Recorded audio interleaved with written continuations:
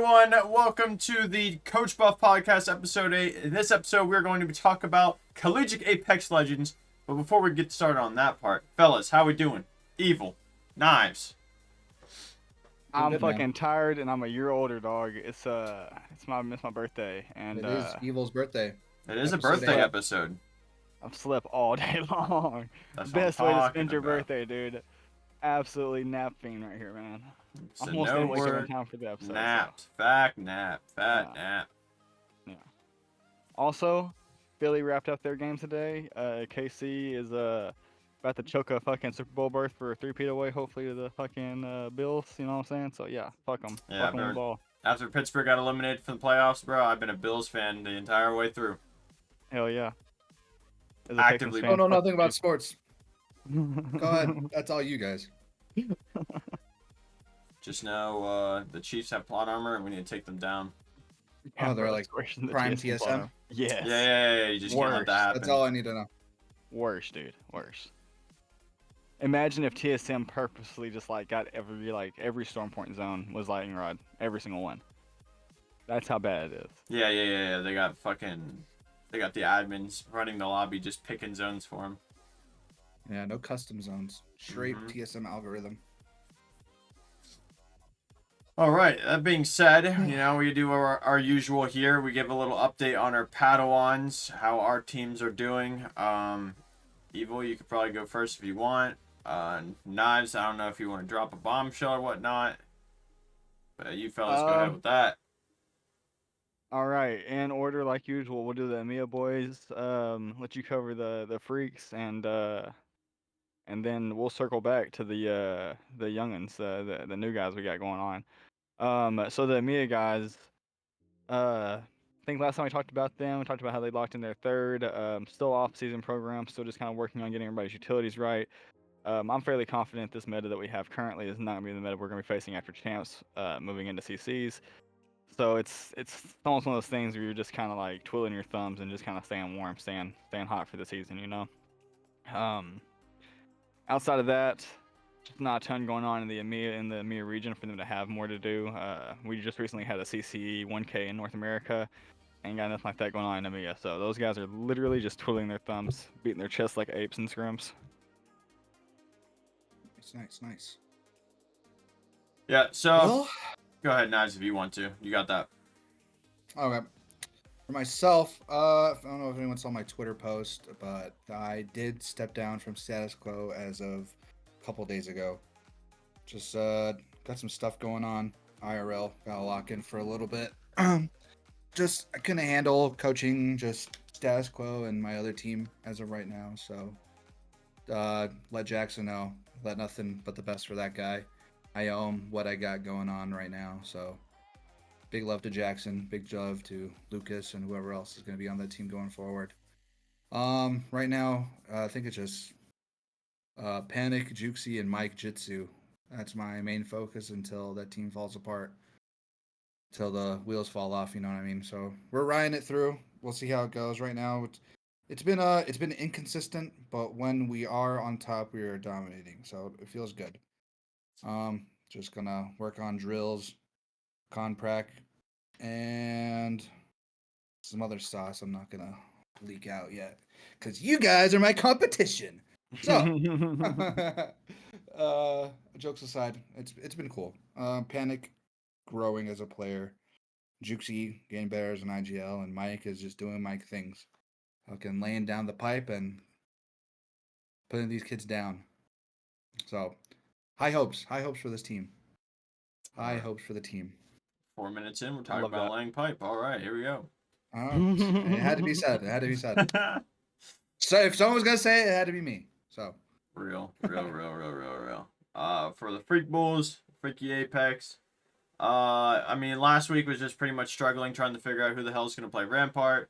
But at the end of the day, we just had to rip the gloves off and go back to our tried and true edge. So yeah, they'll double thick cat since they killed Pathfinder, and we're gonna go on from there. Scrims, consistently, top 10, top 8, the macro and the fundamentals are there. Just other important tiny shit just always fucks us all up. So with this off season, you gotta iron the sheets, making sure the shirt's got no wrinkles. So that's what we're all working on. Nothing crazy. Nothing crazy. All right, and circle back, kind of fits into today's theme as far as what we're covering. Recently, within the last 2 weeks, me, Rules, I've definitely included Knives in the conversation, being around those guys as well. We're working towards getting these Arkansas State guys lined up, lined out, and moving them progressively forward for their season. Last 2 weeks, been doing the preseason qualifiers. First one, you guys heard me talk about it with Zany and them that we had a tiebreaker with a top 5 team from last split in the lobby of Doom. Really had to earn it. This week, first 2 games in, we're in first place. Had a 20-point banger first game, 21-point banger second game. We're a solid 41 points up in the competition 2 games in. Dot fifth with a handful of kills. Dot sixth with a handful of kills. And then, as every zone team knows, you can never have that 0-point game. And they had one. I think they finished about 16th, 1 kill, got a point in there, squeeze it out. Taking blood from stones in that one. But overall, ended up missing it by a couple spots. Left a real sour taste in their mouth. So sour, it wasn't maybe 20 minutes of a break they got, and we put their ass in TDMs and had really lining them out and drilling them out as far as team fighting, and getting the staff involved, and as far as getting those guys ready for next week and ready for PSQ3, and trying to get them into that Premier Division. Been very close so far, so hopefully this next week we can see some of these things come together and start actually developing that gameplay forward. So, Very with that being said, exciting shit. I ain't got much left for you guys about the teams or about updates with us. Might as well just kind of dive into it, man. Gonna be covering collegiate today.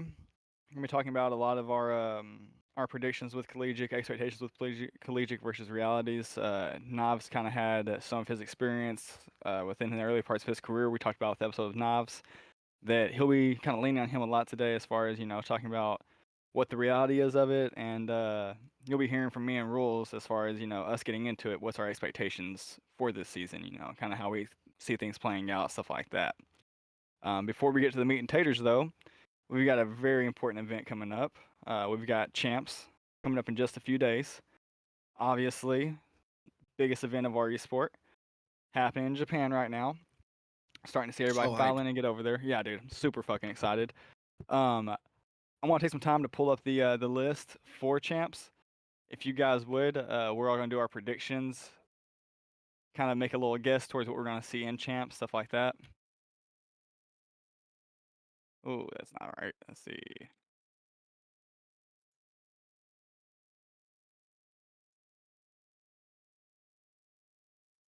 Might be a second of Googling here to get to this. But do we have actual lists we could run off of for the groups and stuff like that? Do either of you guys have that? So if you go to the ALGS website, like they So I'm have on to right change now. it. Yeah. Cool. All right. So as of November 7th, 2024, it looks like we have the groups already decided as far as participating teams. Just to kind of go over it with you guys, we've got, well, I'll share my screen with you guys in Discord too, so we can just look at the screen together. Keep it simple for everybody. Keep it simple, stupid. We've got Group A with Moist Esports, Cloud9, TSM, NRG, Dojo, NIP, ExoClan, Shadow 3690, FaZe Clan, Oblivion. You Group full B with screen? Fnatic. Huh? Oh, yeah. Full screen that bull. Thanks, Got you, sir. pimp. Okay, that did not work anyways. All right. So, Group B, we've got Fnatic, Complexity, Guild, Dragons, our Pookies with Zany and Darklight over there. Premise and MKers, VK, Elevate, XNY, Meteor, all in Group B. Group C, we're looking at Gaming Gladiators, Team Falcons, who's been playing lights out in scrims recently. Luminosity, Noctum, we've got Virtus, NV, Aurora, GHS, Reignite, Eternal. Going into Group D, last but not least of the groups, we've got T-Law, Alliance, some real heavy hitters up top.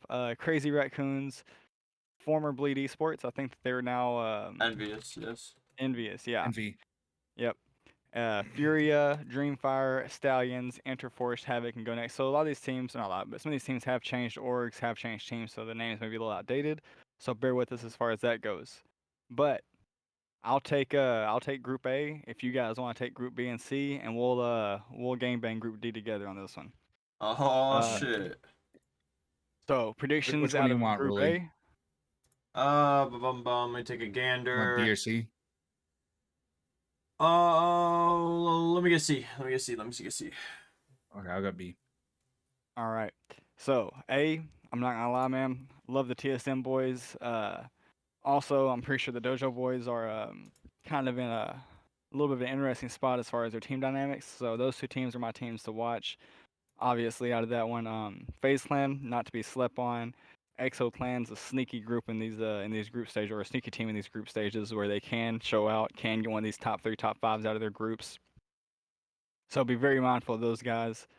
I would also say Cloud9. I would expect to turn some heads this week as well. You haven't heard really a ton from them during the scrim blocks that have been happening recently. So typically, whenever you have teams like that that don't, aren't really in that top 10, top 5 conversation every single day, something about lands. You just kind of pop up and pop out, and maybe you've been saving some of that juju, you know. So my teams to watch out of A gonna be TSM, the Dojo, and I'll take Cloud9 NRG as well. And then we'll throw Exo Clan in there for a sleeper pick. Remember, Dojo is 100 Thieves. Yep. 100T. For those who don't know. All right, that's on Group B. It's on you, Group Knivesy. B, we got a complexity, and I think whoever, I think it was either no, it's not X and Y. Who the fuck? Anyways, it got announced just recently, but they just got signed to DSG disguised. Yes, they did. Dragons Fnatic, Greens Stego, VK Gaming, Virtus Pro, X and Y Meteor Guild. I think it's just pretty much a no-brainer. It's gonna be like Complexity, Fnatic, Virtus Pro on top. Complexity always shows out in groups. Fnatic is a pretty strong group team as well. And I don't know, I don't see any of these other teams being outliers. I mean, also just NA on top. I think, Zach is also going to be pretty dominant. I mean, in past group stages like Germany and what was the fucking last one? Birmingham? Mm-hmm. E8 performed really well when it was Zach, Lou, Slayer.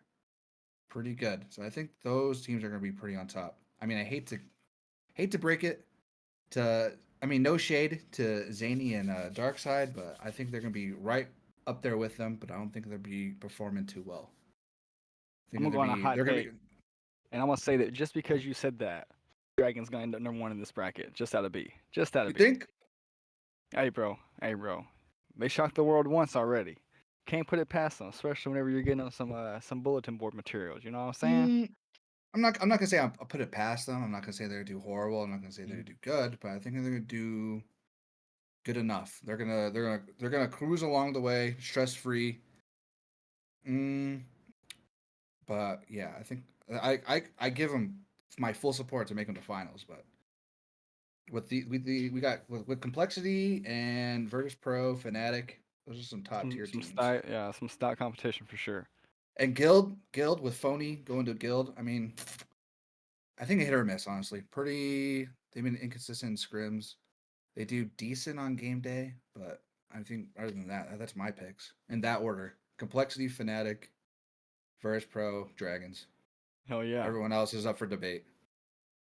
All right, rules.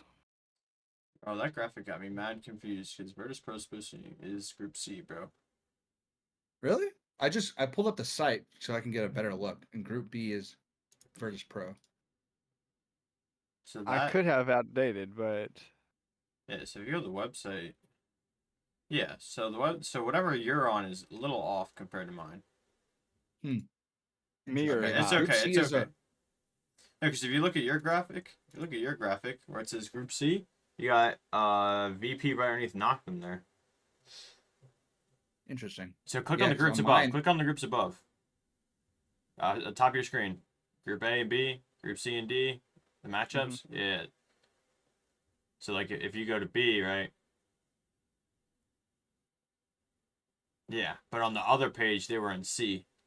Interesting. Yeah, that is true. That done fucked me up for a second. I'm glad I Yeah, have my Apex shit is up. kind of Apex is kind of fucking ALGS this one up website be big time, trolling the yeah. podcast already. Hold up. Okay.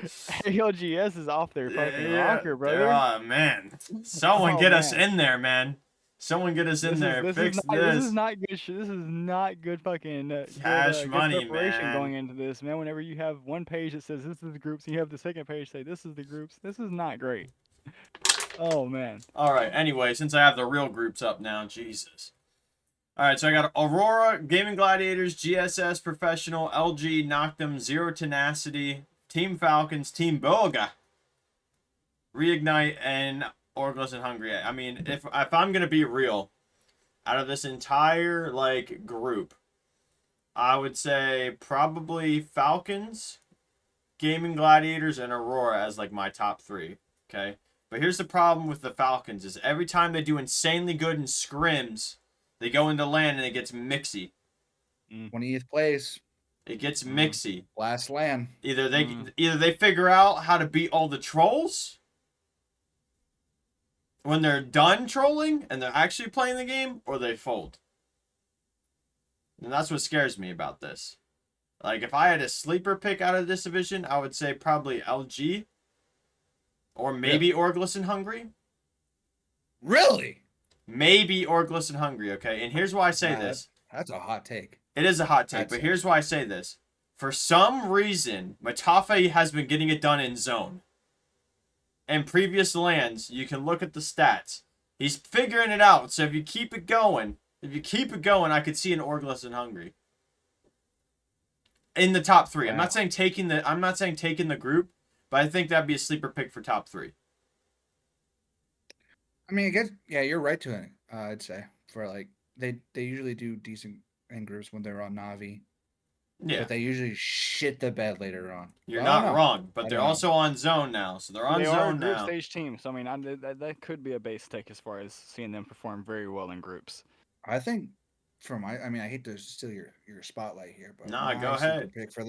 My sleeper pick for this group is either Team Burger. Team Burger all the way. I just haven't seen much of them in scrims, bro, to be honest. I might not be doing Team enough of my Burger homework.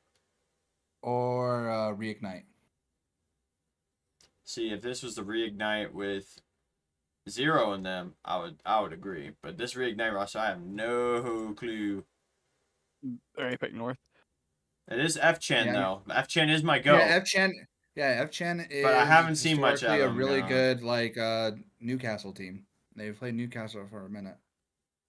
I just remember. Back off you now. If someone say Burger is the meal that seals the deal, dog. Yeah, I think Burger is going to be pretty solid because Sharky historically a good player. Sharky's a fucking stout motherfucker, dog. You never put it past him, man. One of the few people we don't talk about enough within the scene as far as being successful. Kind of took his break away from everything when he stepped away from Dark Zero. So I mean, makes sense. But wait, when did the boy Afro start coaching Team Burger? Man is very talented. I think. Is that recent, or did he just not mention anything in chat before? I think it was like a few months before champs. I think after like that long break they had, I think they picked him up. All right. So on to Group D. On to Group D. Obviously, I think the easiest way to go about this is that we just all pick one. Me personally, there's been a ton of EMEA slander on this podcast the last few weeks. Ton of it. It's actually like it's becoming a thing. And I was told by my EMEA players, we gotta put some respect on our region.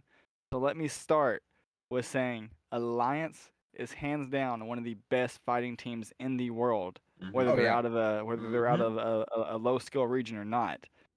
Effect, Unlucky are absolutely fucking deadly with whatever gun they have on the ground in front of them in a fight. Yeah, honestly, it literally doesn't matter. It does not matter, dude. RA-45. Get shit, bro. Give him a singular P20 and give the other kid a PK with a fucking purple bolt. Nah, man, they might still cook them. There's some bad motherfuckers, man. You can't put it past Hackett, man. Obviously, his resume speaks for himself. I'm taking Alliance out of Group D to turn some heads, own their moment. They're gonna own this group, hands down. Emiya's gonna fucking own this group. Yeah, I can't go wrong with the esports world champions right there. Yeah. Just can't. I'm not gonna lie. Part of me really, really, really, really like feelings wise, emotionally. T-Law just came off the strong performance in BLGS, set the pace with the Rampart pick. I'm a big advocate of being ahead of the game, not being behind the curve. So like, really, really, really want to dig deep into the T-Law lore and like, let's see T-Law double it down. BLGS coming off it hot, champs is right around the corner, all the momentum's in their pocket. Just saying, T-Law could be a stout motherfucker as well within this group, but I've got to take Alliance just for the Mia boys, just to fucking kind of balance out the slander about Emio within this pod. Yeah, I think that's a pretty good take. Honestly, like top 3 pretty easily is Alliance, Envy, Furia. I think Envy have pretty good like head-to-head competition with Alliance taking the group. I could see that, yeah. 110%. All right. They're always good during groups. Even they've been pretty inconsistent with like finals, but Envy's gonna be really good. Dropped in the boys. Furia, I mean, we'll see. I guess I don't know. It hasn't been performing they're the kind of best. all they're kind of all over the place, but Uh-huh. when they do shit in scrims, they tend to do really good on game day. So I have a pretty strong feeling about Furia doing decent too. But I think that's all they got is when they're gonna do good in groups. All right, I don't Rolls, you really got the know toughen up. enough about Go Next or Entry Force 36. Any other rosters, honestly, I out think there in Group D. let really cook after this, but I would say Dreamfire and Crazy Raccoons also probably deserve some respect on their name. 100%, yeah. I think Dreamfire are gonna like take what they have and run with it because they've always chosen like interesting comps in the past. They definitely could be a dark horse, 100%. Go ahead, Rolls, because I got a lot to say about these dark horses after you get done, brother. Yeah, so what I'm gonna say out of that group is definitely agree with the Alliance pick. I definitely agree with the Envy pick. I'm a toss up between Liquid and Furia. Side note, why does the Stallions logo look like the zebra stripes bubblegum shit? Yeah, 100%. I mean, that's what I got immediately. To piggyback off of the Dreamfire moment, let us understand that the GOAT of Dreamfire has mandatory military service. So we don't have the Dreamfire. What was his name? What was Really, I was not aware of this. Yeah, what's this guy's name? What's his name? I forget his name. We got the real goat on the team. We got I Hate the World. That guy's the goat. I mean, that guy kind of go crazy. What's damn, what the hell is his name? Are you talking about the kid from Dreamfire that played a couple years ago that everyone fucks with? No, That here's would be previous land. What was his name? Someone in chat, please. Holy shit. I don't remember his name. It's literally their IGL or whatever. What was his name before? Wikipedia, here I come. Hold on. Yeah, we gotta pull the Liquid up because he's not on the team no more. So I genuinely won't. I have no idea what to expect out of Dreamfire. Are you talking about the young kid that everybody fucks Rory, with? Out of the, Rory. Yeah, Rory. Yeah, we don't have. Yeah, Rory. That's what I was thinking about. Yeah. So he has mandatory favorite. military service, so he can't play. Free Rory. And Hey, Rory. that guy is insane. Yeah, I mean he's a fan favorite. He's fucking honestly, amazing. And we're going to see a Dreamfire without that guy. So I have no idea if Dreamfire is a sleeper pick or legit. We're going to have to find out. But I remember seeing that tweet and I'm like, oh my god. Also, I have no idea about this Supernova roster. So They just got signed. I know they did just get signed because I saw the Supernova CEO stuff. But if I'm going to go for a sleeper pick, I'd say maybe Crazy Raccoons. They did take a LAN. Like, this roster did take a LAN. They did take a LAN. That boy Obley was cold in that camera. He is ice cold. So you can't put it past a LAN winning team out of Crazy Raccoon. So, and I think they adapted pretty well. They gave TSM a whole lot of problems too before they broke up. So I would say sleeper Fair. pick Crazy Raccoons is my Gave sleeper him the pick. juice over at the POI. What was it? Elrod? Elrod It Cons? Gave was him the juice. Elrod. Yeah. And you got you got Hyarka in them, who historically have played very well at LAN, especially in finals. So that would be my two sleeper picks. Maybe Go Next, maybe Crazy Raccoon. But everyone else, I have no idea. And we got Zebra Stripes Bubblegum in there that might mix it up. Aberlele might pull some magic out of the hat one more time. Other than that, I have no clue. But that's my take on. It's a pretty You know, tough group. I will say there's this. like the two obvious ones like NV Alliance, but I think Yeah. everyone has a pretty decent chance. I will say this. If I had to pick a dark horse out of this, that is completely biased. I would love to see them shake things up and just dominate this group and just come out swinging, win a couple games back to back, almost have that Dragon-esque win series at a LAN to start the day off. Kind of be a sleeper pick. Would be Stallions.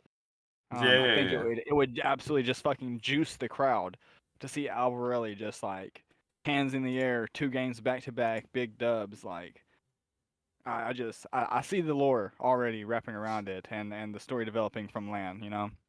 So I'd love to see the Stallions be that dark horse in my opinion. All right. I think that kind of covers it as far as the groups. We'll touch back on this next week as far as getting a reaction as far as how we did. Fun fact, not keeping a scoreboard and like that, you know what I'm saying? But one of us is 1 for 1 about calling the winners of these things. So let's keep that pace going. Who do we have winning champs overall out of Oh all these boy. teams? Call your shot, swing for the Boy. fences. Jeez. It's all here now. On the Yeah. spot. Mm-hmm. On the spot. Let's see. Can I do like a top 3? I'm cool with that. Yeah. We'll do top 3. We'll do top 3. It doesn't have to be in order. Okay. So I think my top 3, I'm gonna say it like back to back. Shopify Rebellion. I think they definitely had the firepower. They got the talent on there. There's juice. They're always cooking. Shopify Rebellion. I'm gonna go Envy. I'm gonna go. Fuck, man. Top 3 might be too many. Fuck.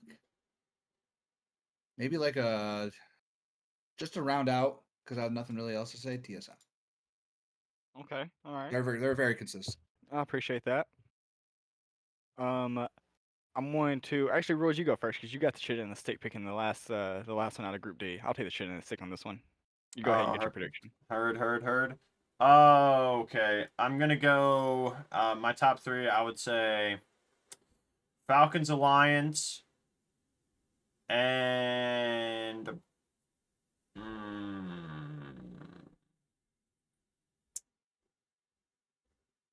Falcons Alliance.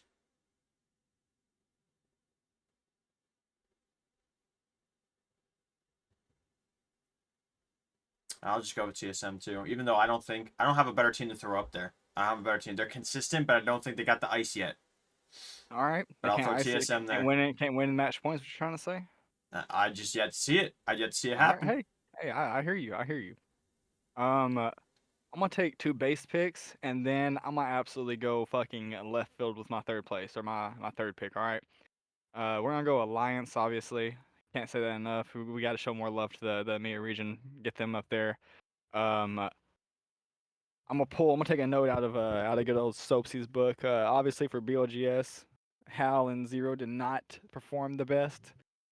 I'm gonna say this is their redemption. This is where we see all the work of getting those great talented guys in the same room together, putting the work in, letting the chemistry evolve, getting the right people to fit Hal and Zero, as far as getting coaches and support staff around them, getting the third that they needed to be able to excel the best.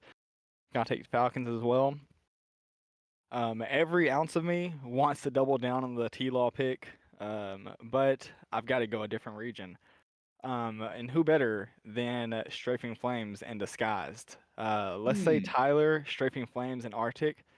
Just absolutely, and Player K as well. Let's put some respect on his name and Coach Neil. Oh, Uh, the actually the roster is Strafing Flame, Player K, Arctic. yep. Tyler Ty's the sub. Yep. Just wanna give a little shout out to the coach as well That's for a his hard work as well, badass man. sub. But pretty stacked across the board as far as their region comparatively to the other teams. Obviously, that doesn't matter once you get on an international stage what your region was like. So I'm just gonna say it plain and simple. DSG didn't necessarily get robbed of a great team, but the DSG fan base is hungry for a win after seeing Timmy and them.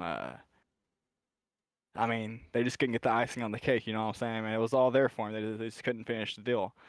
So I would love to see Disguised and the Disguised fan base get a win here in Apex South, take one home. Haven't seen that in a while, in my opinion. So would love to see that once again. So my picks gonna be Falcons, Alliance, and then Disguised DSG for my top 3 teams. I Take totally that. agree with like the redemption thing for uh Falcons because I think Falcons zero said on stream they don't do good. The roster blows up. So Yeah, 10,000% agree. I think pressure it makes diamonds. I think that those guys all understand. We came to win together. This wasn't a team that was. I want to play with Hal because Hal's a good dude. Or I want to play with Zero because he's cool and chill. I mean, respectfully, these guys are fucking assholes. And if you're on a team with them, you're teaming with them to win because they're the most winning. They're the most winning players in the history of the sport. So, would Mm-hmm. love to see them get back on track, to say the least. it'd be interesting. Another. Let me ask a question. Yeah. So after champs, do you think we're gonna see more multinational rosters like Disguised, Phase, Guild? Hmm. I think it'd be interesting to see more multinational rosters, more I think teams that's a to. great perspective I haven't thought about. I definitely agree with you. It'd be cool to see And same that. thing like Zany and Darkside said, Yeah. like a lot of South American players are going to EMEA. Yep. I'm willing Definitely to be go out interesting on a to see. limb and say that you will see more of it just naturally develop. Statistically speaking, I don't know if the current status of how many teams we have being international teams or teams of multiple nationalities are also going to be more or less after champs. So like, as far as actual analytics behind it, I don't know, but I will say that I do think that this trend does continue. I think that'd be cool to see. There'd be Absolutely. some wild rosters to like some fantasy rosters to put together. Hopefully, come true. So that'd be cool to see.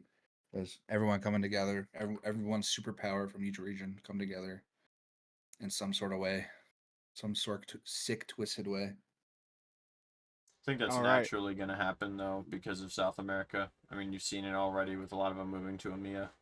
I think a lot of though APAC talent mixing together like that DSG roster, we might see a little bit more of that. That'd be cool. That'd be cool. Do you guys have any other lasting comments on champs?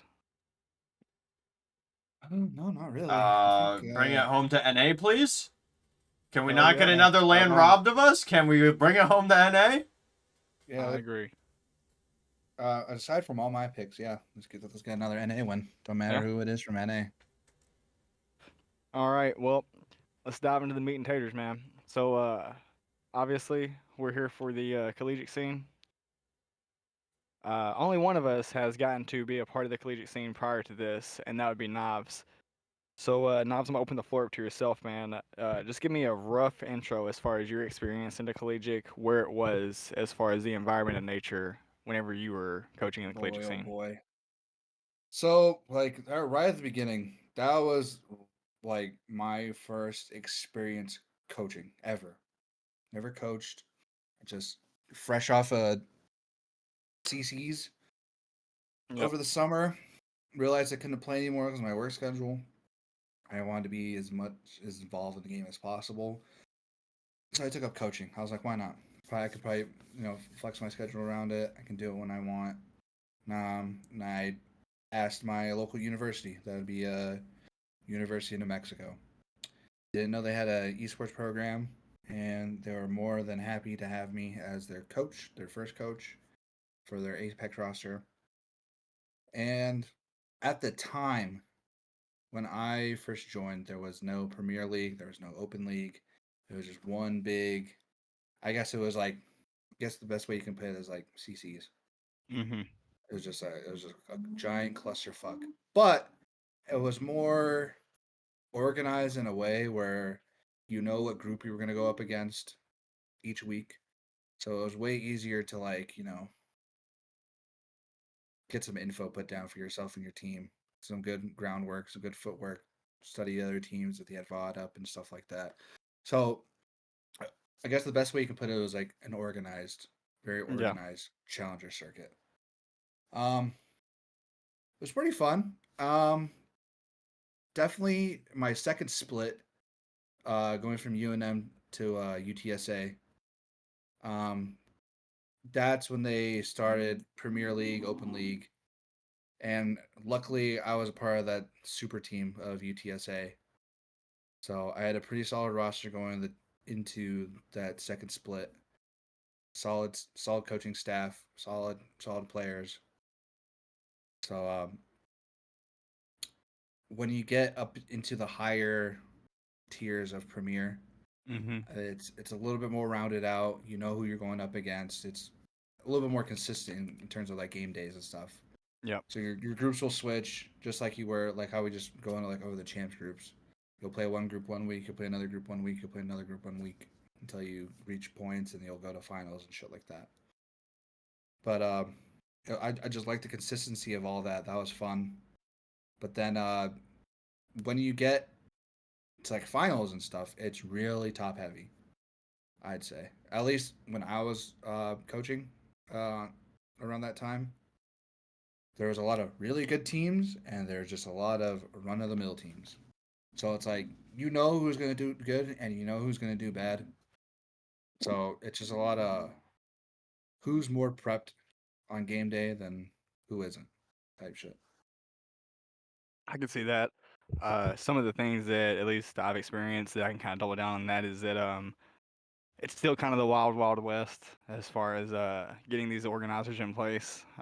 They're starting to reach a crossroads where Collegiate's at a place where we have third-party vendors like Octane Series getting involved. We've got college conferences so being pulled together. Colleges are coming together to form new conferences, specifically around esports. You know, we're kind of there was a conversation once upon a time that kind of educated myself on over this topic, where apparently the SEC specifically has some really talented schools, Oklahoma and University of Texas. A lot more established programs. Directors have been there for 10 plus years. Like the director for OU is a medical student. He's going to be a doctor. Bro's studying for 12 years at the university. That's 12 years of having the same esports director to carry this program on. Not every university is going to have that kind of stability. But with that being said, having those kind of guys around the scene has kind of pushed it to where we're starting to see these colleges, these organizers get together and be like, hey, we don't really need this third party conference. We just need the current conference we're already a part of for every major sport we're currently doing with this university to kind of back us. Um, Now, obviously, some of that isn't working out. SEC hasn't necessarily openly embraced esports with open arms. What you've seen rather of is schools that are of that upper echelon stature, schools that do have that more sponsors, more stable environment, they're getting together. They're forming their own conferences. We're seeing Arkansas States, the Southern Mississippi's, USA's, University of Southern Alabama's. We're seeing schools like this also form conferences where maybe the esports program is still at the club stage, you know, not sponsored by the university, not being sponsored by boosters, stuff like that. Just genuinely alumni, current students, current faculty coming together, putting these things in place for this, for the foundation, if you would, you know. So a lot of it is still very much in the early stages as far as what I'm getting my head wrapped around. And I'm sure that there's like it's all perceptual, you know, like the guy who's been doing this for 10 years at OU probably thinks that, you know, hey, we're way more established than what you guys are giving us credit for. We've been putting in way more work in than this. But just from an outsider standpoint, somebody getting into the scene, it definitely feels like we're coming to a crossroads where are we going to shift towards universities covering their own conferences? I mean, we're playing in NECC. the Northeast Conference for esports for Arkansas State, and we're also doubling down playing the Octane Collegiate Series because we don't know where that crossroads is going to go. So we're putting our Yeah. guys through hell and high water, getting them ready for this and that. And obviously, we would love to take a conference championship home and natty championship. But with that being said, two very different divisions, two very different pools of talent. We're talking about having Riley and Cobra in the Octane Collegiate Series, two players that we know to be finalist players, pro league player potential. And then we have guys in the NECC where they're 17 years old, incoming freshmen to the university, possibly just picked up a PC from the university, just got a laptop from the university, just got their first actual good setup piece of hardware to be able to game at a high level. So like it's all perception based. I think a lot of the skill pools and talent pools, they're still kind of figuring out how to balance those things out. And it truly is kind of still the wild, wild west. Rules, you have anything to add to that, brother? It's still very new to me. I mean, you know where I come from because I coach high school level, middle school, high school level students. So like we get the kids prepped up into college, and then you're in that door. You're in that door. I'm Yep. kind of just peeking in, because my Padawans of the Padawans are a little too young for the talk of college. They're just Yep. figuring out what a driver's license is, and maybe learning another language through high school. So to me, I would like to see like how I would imagine it is I was like college football, college sports. Yeah. So I feel like if they just took that structure and those same schools that do provide esports programs and just slot them into each of the spots or whatever, and then run it from there on top of collegiate octane. Like I've done collegiate octane scrims before, because I have a good buddy who's also a collegiate coach for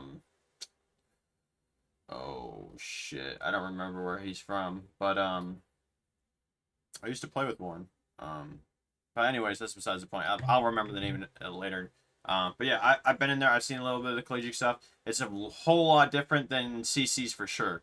Because I could look at CCs and be like, yeah, this person, this person, this person, this person, this person, this person, all nasty. I can expect, this guy's 15 times finalist, this, that, and the other. These guys, this roster looks good on paper. And then look at collegiate, and I'm like, Jim Brown just got a PC for the first time. He's playing Apex for a month now, and I'm like, brother, this game's been out for 5 years. Where the hell you been? Yep. So I just would not know. I genuinely would not know. But I think it's definitely something to be in the know. You'd have to be actively in the know in the collegiate scene to like know what players are good, what players are on the rise and shit like that.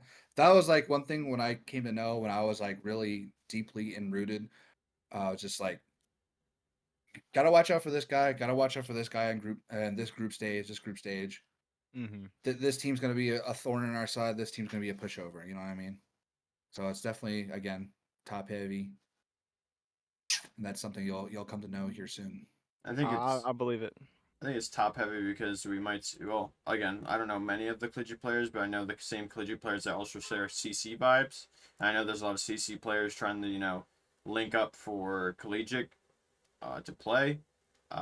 So I'm not entirely too sure myself how it goes down, but I just know for our fellas, they got a bit of work to do, and I'm excited for it. Also, the guy that I know is Faster. He coaches Colorado Boulder. Yeah, I actually had that offer Yeah, before I took the Arkansas yeah, State you offer, know who man. Faster is, CU, bro? yeah, That's my CU guy. Boulder's really good. Yeah, that's my guy. So I mean, I could be completely wrong on this. I think PB and John, I think he's an admin for one of the scrim servers. I think he might be on one of those rosters for CU. I don't quote me on that. It could be CSU instead, but I know there's one of these admins that floats around in the scrim servers that helps out with the scrim servers that is currently playing with one of the CSU or CU rosters. So yeah, the CU roster is pretty stacked actually. They're pretty good. yeah. I mean, I've seen them in CC scrim, so I've been Yeah. there. But Faster also coaches the Colorado Boulder area for Valhalla, which is the organization yeah. I coach IRL. So like, surprisingly enough, I know like some of my coworkers are collegiate coaches. So like, I just don't know the player pool that well because unless So you are in CCs, I have no fucking clue. part So two, we we might gotta have to get that guy in there. Yeah. I might have to get Part two. Faster in here. Part two, we gotta get Faster in here then for shit show. Yeah. But yeah, that's my take. I think it's a brand new oasis of water for us, and I'm excited to turn these guys into absolute demons. Very much a breath of fresh air.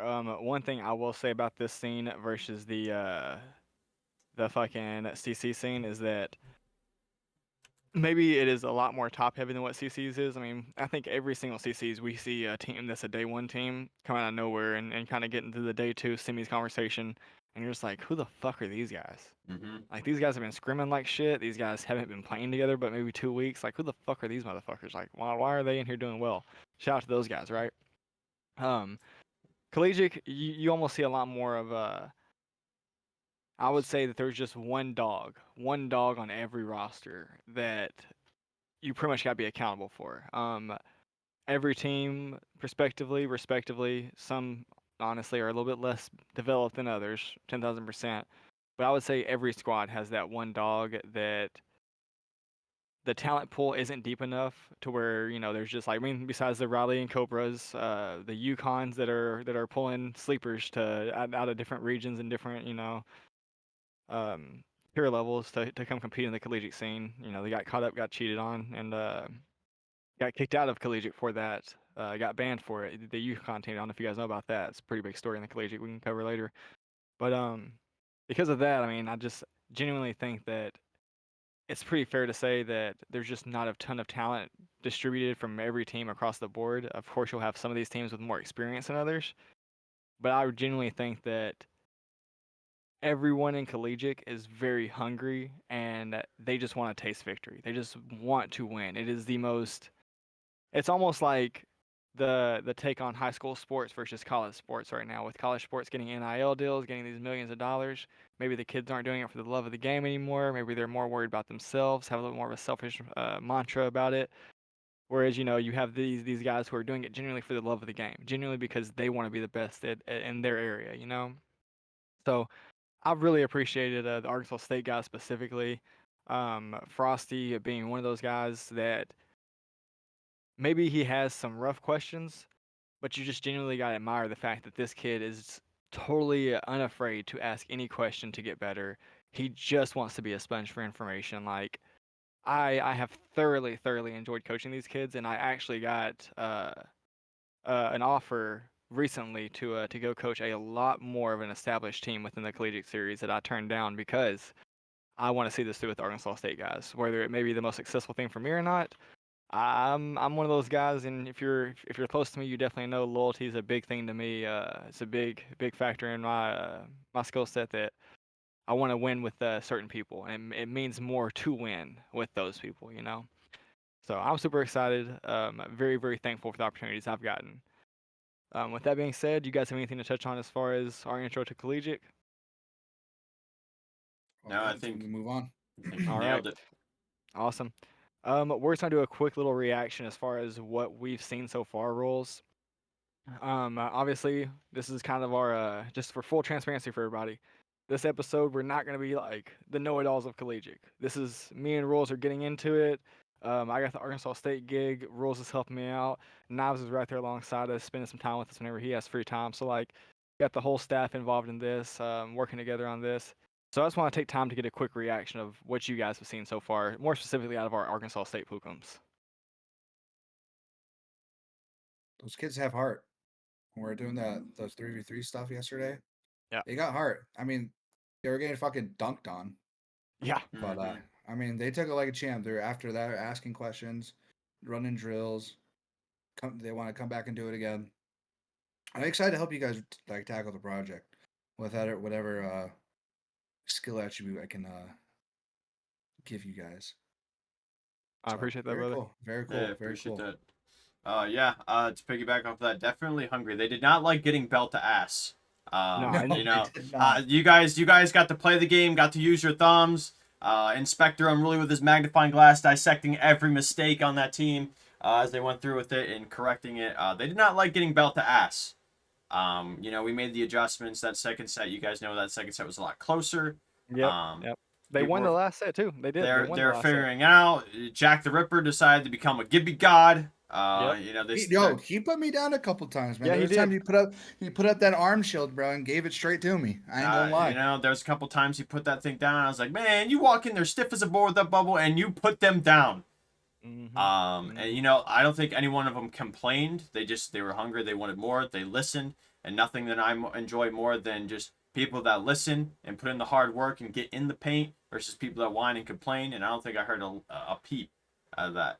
No, man. I mean, And you saw their respectfully, gameplay. I haven't seen their yeah. gameplay, but you could take off from there. But from what I hear, we're so close from just making that one more step over, and then we can really lock it in. So I like the rest of them.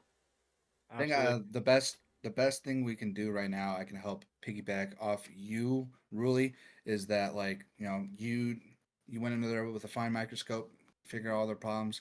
I think next time if we do another thing like that, I can go in there with in their call, Mm-hmm. get a good old mental eval and prep them for a good ass whooping. Yeah. Make sure they're not taking it too hard. Make sure they're mentally preparing these guys for a game day. I think they'll check out just fine. I like that. I like that because a lot of them. There was a couple people who were like, "Man, dude, I fucking suck." This, that, and I was like, "Dude, this is like your second time actually in the lab, brother. You're okay, man. You're okay. You're here to get your ass beat because you're gonna learn from it, and then you start beating ass." So Yeah, I like yeah. No, that. I like that. I'd love to sit there in a call with them, and during that type of situation, get a good old mental eval on them and talk some things through, get some good habits rolling with them. Maybe we can turn things around here soon for the good old boys. Good old Red Wolves. Yes, sir. Anyways, man. My little take on my reaction from everything. Obviously, you guys have covered on the 3v3s in the practice session. Full transparency and context for the viewers and chat. Um, these guys are on their second coaching session. Respectively, I believe that Frosty's a diamond player, Jack's a masters player, and Echo's a plat diamond player. Don't quote me on that. They've told me once or twice, but I have a hamster running this thing up here, so like, you know what I'm saying. Anyways, prospectively, they're very much new to the competitive scene, learning everything as it comes, taking on the adversity on the chin. We put them in a TDM with me and Knives and one of our Pro League EMEA players that is very, very talented, Mr. Jelly. and absolutely gave them belt to ass. Didn't spare the rod one bit on our children. You guys know me as a God fearing man, so very much put the fear of God within them about how we're approaching fights. If we're gonna be sloppy and undisciplined, you're gonna get absolutely slammed and punished for it. And we presented them with as tough as a look as we could give them for 2 games in a row. Switched things up, gave them the Pro League player to work on some of the calls and getting some of these things established. And immediately, I mean, I think the first game was like, it was a big TDM, so it was, what, 70 points, whatever it is? 65 points, It's whatever. 75. They were both big 75. TDMs. Yeah, 75 points for the first game. I want to say it was like somewhere around the like 75 to 20. Next game really starts fucking hammering them out, forging that steel. You see him jump up to around that 70-40 range. And then last game, just giving them a little bit of direction, a little bit of comms. You see it almost go to like I want to say it was It what was 70. 50. It's No, I mean 58. yeah, the last game was really really good. Like it was, I mean, for most of the fights until there was a large kind of streak of how we were taking fights and getting Echo kind of adjusted. It was back and forth. We were taking trades during fights. There wasn't just straight any steamrolling anymore. Started seeing those guys progress immediately. So my reaction from that is just once again, I'm thankful for the opportunity. Um, these guys are fucking awesome, man. Whenever you have the attitudes to get your ass whooped like that, I've seen so many tier 2 players mid 3v3s getting built to ass like that. Just leave. I'm good. If I wanted to be abused like this, I just wouldn't. I'd go deal with it. I would not be in here trying to do these things and like get better. I don't feel like I'm getting better. I'm just getting abused. Nah, those dudes belt to ass. All right, that's a mistake. Can't do that. Oh, fucked up there. Can't make that play like that. Learning every single instance, taking everything every rep they had, making it a valuable rep, putting the extra mustard on it from really giving them the advice and the sauce and taking and applying that in game next rep.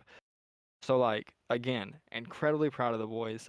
We've got a long road to go for the season. We're still in preseason right now, but I honestly think that out of every team I've coached, I might be the most excited to do this with these gentlemen on the pod next to me. With them, I'm just overwhelmed with emotion as far as how excited I am for the future. The proving grounds it gives all three of us to say, hey, This team's never made playoffs. They're not an established roster. They're not an established esports program. Very new. Everything's very raw. Came in here, belt to ass, lessons learned, and now we're making playoffs. Not only making playoffs, but we're competing deep into the finals. We're competing to win that natty. You know what I'm saying? So love the journey. Love the journey so far. Rather, super excited for the next steps to take with those guys. Very much. I think that's a good segue as well to lead us into the next thing. If you guys don't have anything to comment as far as reactions off of our first two sessions with these guys, I'll move forward to our expectations for this season. Looking at the season as a down the hallway, down the mountain range, where do we see ourselves climbing to? What's a realistic goal? And I mean, obviously, we want that natty. You know what I'm saying? Oh yeah. Obviously. But where could we see ourselves ending up and be very proud coaches about it? Um, I think to be fully raw and completely honest, I'm seeing a semis, right? I think we're gonna do really good, groups, quarters, and I think semis might do it. I mean, I hate to shoot down our Hindenburg here, but Mm-hmm. I mean, their first comp experience, like you just said, there's a lot of good teams that I know that I've been playing a while. Rosters reforming. Yep. Just taking a peep at who qualified for just recently for Premier the Mm-hmm. first stage. A lot of good teams in there that I've seen and played alongside with, competed against. I mean, they're gonna give us a run for our money. I ain't gonna lie to you, but I think we're in semis. Semis is a good ending for us. Love that. Rules, You expectations know, for the season. as much as and competitive as we are, of course we'd love to see a natty. I just think a realistic goal is to make Premier and make as much noise as humanly possible. I don't think these guys will let belt to ass get to them and sink the ship year one. I think they'll put themselves together, really dedicate to it, and get us in there. Hell As yeah. far as going in more than that, I'm a blank slate, a fresh sheet of paper. I have no idea who the hell we're playing against. But damn well I'll get the boys ready for it. Hell yeah. Um, I'm a dreamer. You know what I'm saying? I don't know no better. You know what I'm saying? Whenever we set the BLGS record, I was like, that's a record? Nah, we can do better than that. I mean, that's it. 43 points a game. That's all we got. We could hit 50, really. That's all you're gonna give You me, know what I'm Doug? saying? 7? Yeah, That's all you're gonna give me, yeah. That's Doug? all. That's all we gonna get. That's it. Nah, man. So you know what I'm saying? I'm crazy. You know what I'm saying? I love being crazy. I love setting expectations too high. So that's what I'm gonna do here. Obviously, Natty's is a big breath to take and a big step to take with these guys. I would love if I was able to. I mean, we're changing esports directors. There's gonna be a management change within Arkansas State, so I'm not sure if my place is necessarily cemented here or not. May have to earn that place again this season. So I would love to say within the entire scope, I would love to get national championship to Arkansas State before I exit the premises. But with that being said, just taking it year by year, I think semis is a fair and responsible answer, but I'm not okay with that. I want to be in that finals lobby, and anything less than top 10 in that finals lobby, anything less than saying that we went from not making playoffs to being top 10 in Premier League, you know what I'm saying? I got a little bit more in me than it been to defeat anything before that. Obviously, I'd be incredibly proud to make semis. I'd be incredibly proud of these guys to make playoffs. We've missed it by 1 point this season before last, and 2 points this last season, or this last semester. Excuse me. They do it by semesters, not seasons. My fault, guys. But with that being said, I can't just fucking say semis, man. I gotta say finals, and I gotta say a top 10 dog. I gotta get that spot. God, man, fucking S on my chest after that. I'd be so proud. It's definitely a good goal. I mean, we definitely got the supporting staff we're here for. I mean, Oh, a dude. lot of these other teams don't have a coach even. Yeah. I mean, as long. I mean, as big as our supporting staff that we got here. And we So could I break our think supporting staff up and fucking split up and still conquer this entire scene with the way things are going, brother. but yeah, no, I think it's pretty good. I think it's gonna be really good. We got guys with heart. We got guys with passion. They want to learn. They want to take it on the chin and go again. And we got the firepower behind the scenes to do it. So I think that's pretty realistic. I'll also go one I step agree. further. Frosty, Dr. Frosty, my streamer, my Pookums that's leading my fights more often than not. We were talking about making some changes around legend composition, enabling him to do what he does best and kind of get out there and play that front foot. I would love to see my boy Frosty either lead a finals lobby, top 5, leads a strong word, top 5 in either damage or kills by the end of the season, bare minimum. If I can get that guy to be able to do that, have a strong junior going into the next season if I do get this bid for next year. So, um, also one more thing I guess we can touch on is the expectations around having the this I mean I guess it'd be the stable environment of collegiate. These guys are here for 4 years, prospectively, some a little less, some a little more, you know.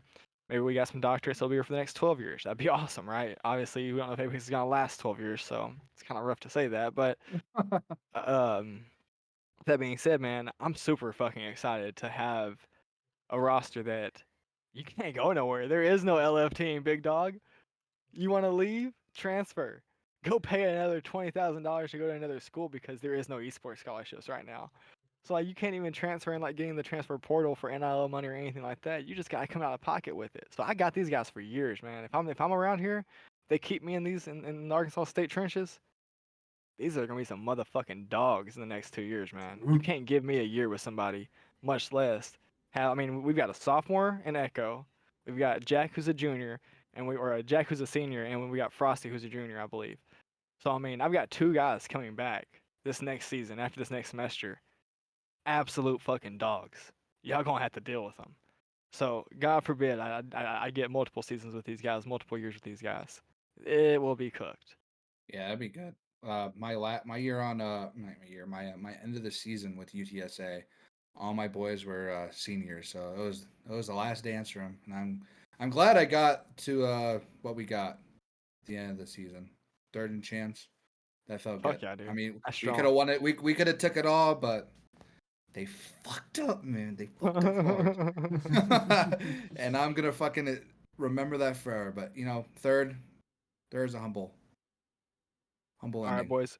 We're getting down to about an hour. Obviously, I got a birthday to go handle, so like we're not gonna be kicking ass for another hour in total. But we've got a couple more things to talk about. We're gonna keep them brief, short to the point. We're gonna tackle some community questions that were left on the board from our Dragons episode with Zany and Darkside. We're not gonna spill too much of the sauce. I just had another coach ask some questions for those guys that they didn't get it down to get to his answers, and I would love to cover some of that content for us, and kind of peel our minds back and wrap our minds around some of these questions. So with that being said, we'll cover a couple topics real quick.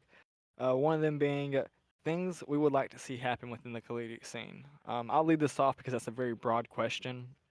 What I mean by this question is simply put, for example, things I would love to see. Really kind of touched on it earlier within getting these conferences to pick up these esports. The Big Ten, SEC, all these things. We've got tons of money in this. I mean, just from the football alone, you could afford to fucking put together an esports roster of pro league players. So Yeah, like, just a drop of that money, a drop of that brother, budget. I'm telling you, The, and the and you're picking water. up 10 times fucking players. You're able to give out scholarships. I mean, we were joking about it the other day, but I put a little extra research behind our jokes, and it's fucking $2,000 to go do a coding degree, a coding certificate, to be able to get your foot in the door to play collegiate. Obviously, we're moving into a world of optimization. Coding's gonna be very, very, very, very important to have as your a tool in your arsenal as far as moving forward as a professional in the new world. So, we've joked about it that hey, we could jump up in there and go do that stuff. But I mean, realistically, you take a drop out of those budgets, take a drop out of the SECs. That's a fucking massive, massive conference. Huge heavy hitters in every single sport in that conference. I mean, they are the conference of college. You take that and just drop a bucket out of that pool into collegiate, and you're not just talking about the SEC collegiate programs being successful. You're talking about programs across the board. The UTs, OUs, that same standard, that same stability, that same environment that they've set for themselves to be successful, you start seeing that across the board nationally. I would also, and I've said this many of times on this podcast, I would love to see regional based LAN events getting more into community organizers. Whenever I was in Denver, we had 303 and Aurora Esports organizing lands for that region.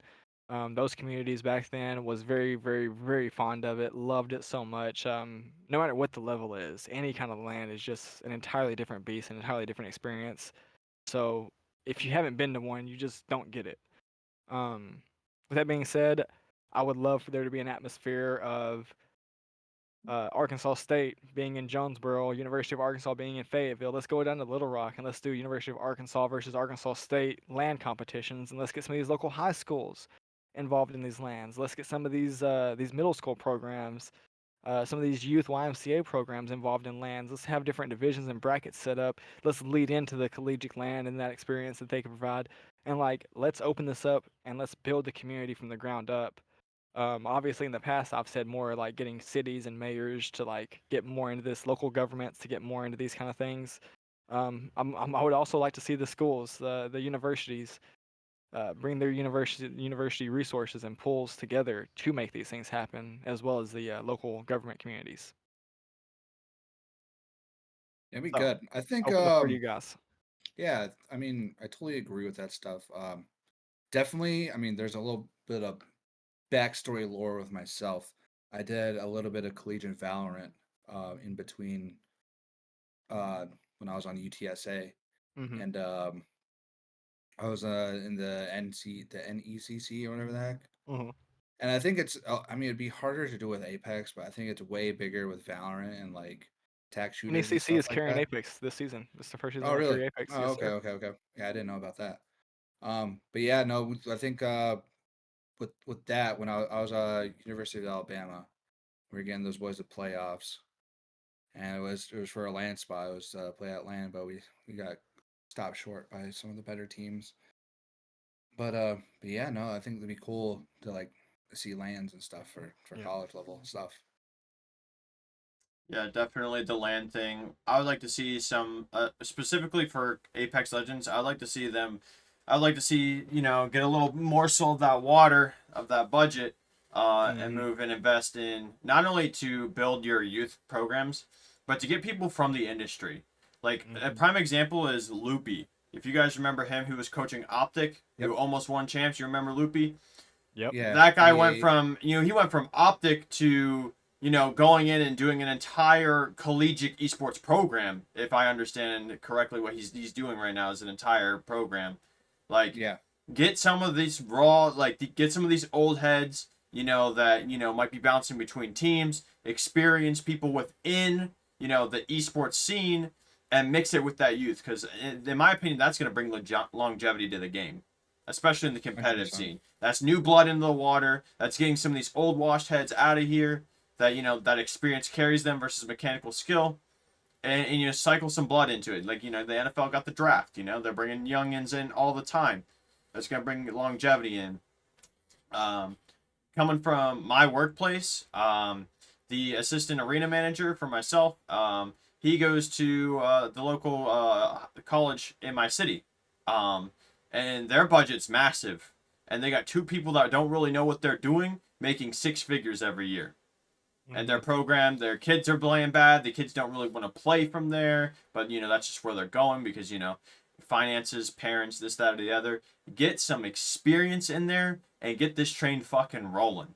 And as far I'm as trying to lands go more of go, like a corporate level, like yeah, yeah, yeah, yeah. Instead of a how Phase corporate fell thing, apart and shit yeah, like that. exactly. Instead of doing this corporate shit, get the grassroots going. Get the people that Yep. know. Get the people that are hungry involved. Get this thing going. Another prime Yep. example is Full Sail University. You know what they do for the collegiate Call of Duty scene? Like, get people that have been doing it and are hungry to do it. Shit, get Esports Engine. Get the old MLG guys in there and get Yep. this ball rolling. Because I would hate to see so much money get wasted, or opportunity for the kids and the students and the youth of the scene wasted because people are getting a bag for doing fuck all and don't know what they're talking about anyway. Yep. That's what I I would like Exactly. to agree because see. at the end of the definitely at the end of the day, it's all about the community, about the kids Mhm. playing, about Mhm. obviously bringing home that trophy for your school. So Oh yeah, No, hell I no, yeah, mean, that'd that be that's awesome. local pride. Absolutely. I'm just saying, like if we could get some scholarships going at Arkansas State, I mean, I have a whole pipeline right here. We got this man right here developing them when they're 12 years old to 18 years old. You send them to Mhm. me, get them out here in the collegiate system, get them out here winning natties. You know what I'm saying? They just won. I mean, bro just won a fucking high school champion not I too long did. ago. I did. Yeah. My 12-year-olds, 12, 13, 14, 15 years old. They're beating top of the best high school students for Apex Legends within our organization. Like, these kids are hungry. They understand the game. We also build up on the social aspect, because, they're kids at the end of the day. You can't sit here and Yep. just yell at them the whole time. You got to teach them social skills. You got to teach them to imply the game into real life, healthy habits, Yep. shit like that.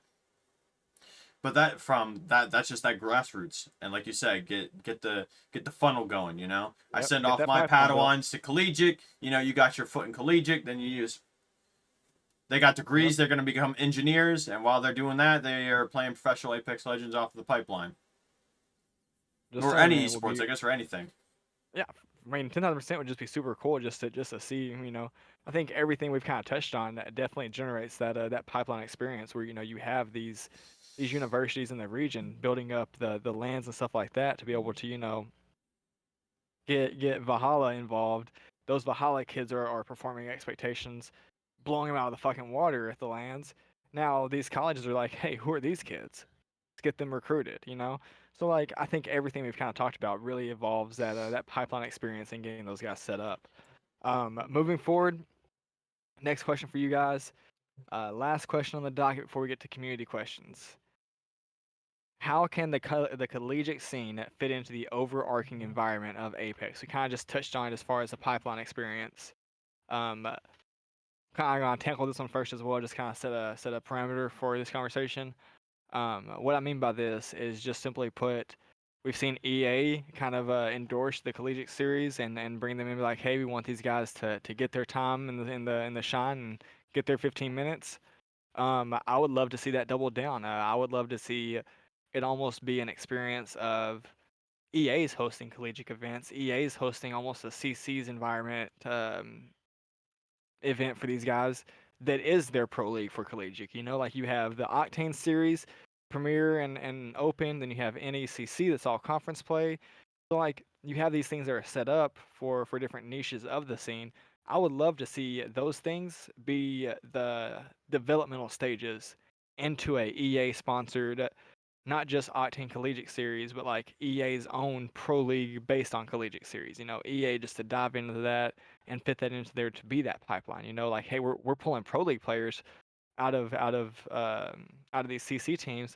We're pulling CC players out of these collegiate teams. And we can kind of like have that building block process. So I would love to see that kind of fit in that way. Getting EA more involved in those guys. I know we've talked about leadership a lot for myself, getting involved in these things. So to push EA to that example as well would be something that I would love to see collegiate fit into the overarching environment. Yeah, I think again, like the EA endorsement, I think I love to see um that stuff being broadcasted.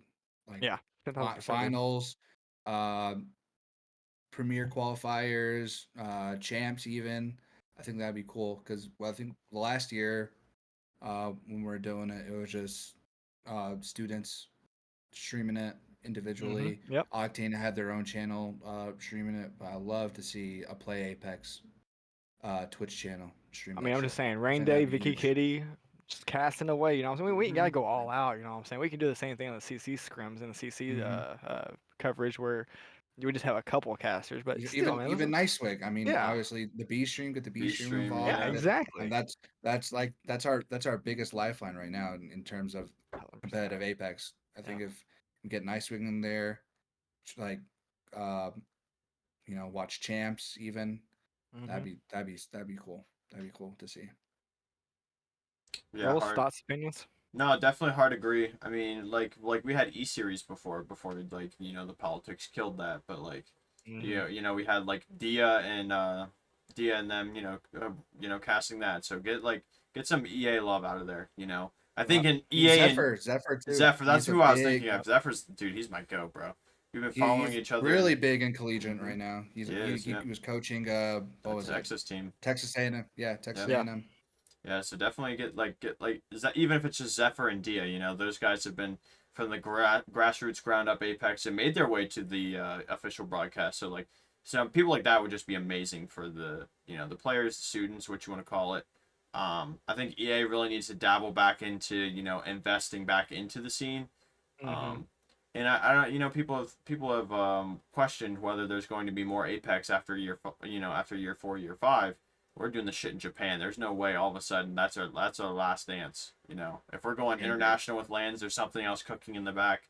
I hope they dabble back in and continue to work with it. Shit, we used to have fucking skins for teams, man. Like, Yeah. I hope there's something cooking back there to keep keep the cycle going. And I think if they invested into a little bit of collegiate here and there, set an example, little stimmy check into the scene, Yeah. we do better. We do better. I think that'd be really good and healthy. I expect, like, especially the D and Zephyr thing. 2 guys that know collegiate Apex for sure. That'd be super big breath of fresh air to see broadcast. It'd be a breath of fresh air from a familiar place. It'd be rewarding. Yeah. I feel for sure. 100%. All right, boys. I'm working on pulling up these questions right now. Give me just 1 second. We'll get these set up. Yeah, get the juice. Get the juice. You gotta chug that shit. You got a birthday. Hey man, he had a fucking list for Dark Side in them, so we're gonna fucking give him some juice here, man. Yeah, those guys All are right. flying over to Japan right now. Let us handle the heavy work. Yeah. Let's let them lock in on what they got to lock in on. So I think he kind of structured this pretty cool. So we have a few categories. We have gameplay and mechanics, strategy and game sense, mindset, communication, analysis, improvement, coaching philosophy and growth, and building a coaching career. I think we just go around here Jeopardy style. We'll just take. I mean, there's 2 questions, pretty much a piece within each of these 3, and some of them. With that being said, I think we just pass it around the room. We'll just cover the topics, gameplay, mechanics. I'll give one of you guys a question if that's what you want to cover, and we'll just go from there. So, rules, you're on the chopping block, big dog. You've gotten the shit in the stick all night as far as going last. You're on the chopping block. Gameplay mechs, strategy, game sense, mindset, communication, analysis, improvement, coaching philosophy, growth, or building a coaching career. What would you like to tackle a question out of? I feel like I would do a social injustice by taking the mindset and improvement when we have someone like Dr. Knives here. So I'll take gameplay mechanics for 500. Gameplay mechanics for 500. What are the most frequent mechanical errors you notice in players? And how do you help them improve? Okay, see, that's right up my fucking alley. I'm glad I took that one. Oh yeah. Okay, that's right up my alley. Shout out Sea Lion for coaching me with this shit. That's my Also, that's my shout out to shifu. the boys over. I don't know if I'm pointing in the right direction. Somewhere over here, Vortex. Those guys right there. This is their coach, Average Bear. He's a developing coach within the scene. So a lot of these topics are coming directly from a coach to another coach. So you guys get to get a ton of perspective on this one. Yeah, it's the awesome people. So shout out to those who credited. Like I said, I learned from Sea Lion for my shit, so I'm just passing the torch as I go. That being said, the question is like most common mistakes you see out of players and mechanics, right? Yes, So- sir. So what are the most frequent mechanical errors you notice in your players? And how do you help them improve? Okay, I'll give you 3 right off the rip. Ego, timing, and communication. It actually goes like mechanics goes deeper than just clicking the keys or pulling the trigger on and flicking your stick. A lot of players have this, this pub ranked mentality of egos until they fight someone who shoots back. Then they make silly, they get complacent, they do some dumb shit because they're used to getting away with it, and then they get folded by just raw fundamentals, okay? If you don't stick to the basics that carry you on for everything, you're gonna make bigger mistakes going on. So, egos, timing. A lot of these guys try to do their own thing at the same time. You got to be on the same page together. And then it's a lot easier to understand what a play is going on, what your IGL calls, this, that, and the other. And you kind of understand where you guys are in the middle of the heat of the moment. Like, I don't have to do this because I know this person's playstyle covers this, so I could cover that. Or, like, this person swung after I swung, so I know we're going to get this taken care of. I'm not getting baited, this, that, and the other. You figure that out with people that stick together. That's a big problem, especially in Challenger Circuit. You guys lose one fucking weekend, and your egos are bruised, and you guys need to find a new team. Mm-hmm. Then Jim Bob, Jimmy Jane play one week. Jim Bob, Joseph, and his sister play the next one. There's just you guys never get chemistry that way, and that's a big thing. Chemistry and understanding how each other play, and then comms. If I tell you I shit on this guy, what does that even mean? This guy's one shot. That could be 45 to a wingman. Communication is important. You got to have objective direction and a play to execute it. So even you could be the greatest tap strafing monster in the game, but if you make one silly mistake fundamentally, you just die for it. So Mm-hmm. there's deeper than just mechanics alone. Especially in a team based environment. Just to like double dip on that, to like wrap it up in a pretty little package. Like something I always told my players is like going forward into like a game day would be like, don't change up your gameplay just because someone's better in the lobby. Mm-hmm. No need to give up what we've been learning the past couple I months love just that one. because. I will even Mhm. say it goes the other way too. Just because you're playing in a day one shitter lobby and you know you can impose your fucking will on everybody does not mean play like a bunch of fucking apes and beat your chest in the open. Let's still play Exactly. 60-40. Let's still route ourselves correctly. Let's still approach fights with the same fundamental philosophy that you've been taught. Let's not just fucking throw everything out the window because our competition is either A, like you said, better than us and we feel kind of intimidated, or B, we know that we're fucking King Kong and we're gonna beat our chest. Who the fuck's gonna challenge us anyways? You know? Let's Exactly. Yep, be disciplined. that's a huge one. It, Definitely I mean, discipline. especially with the sport we're in a BR, it just takes a couple seconds to fuck Yep. something up. Then we're in a Exactly. shitstorm. Yep, I like that one. I definitely tell people, they didn't do anything more than you did to earn that. So Yep. It's a challenge it good. or make the necessary adjustments so you can play your game and understand who you're playing around versus just being scared or change your All game right. entirely. Do do do do. Knives. We've All right. got gameplay and mechanics. We've got strategy and game sense, mindset, communication, analysis and improvement, coaching philosophy and growth, and building a coaching career. You can take mindset for 600.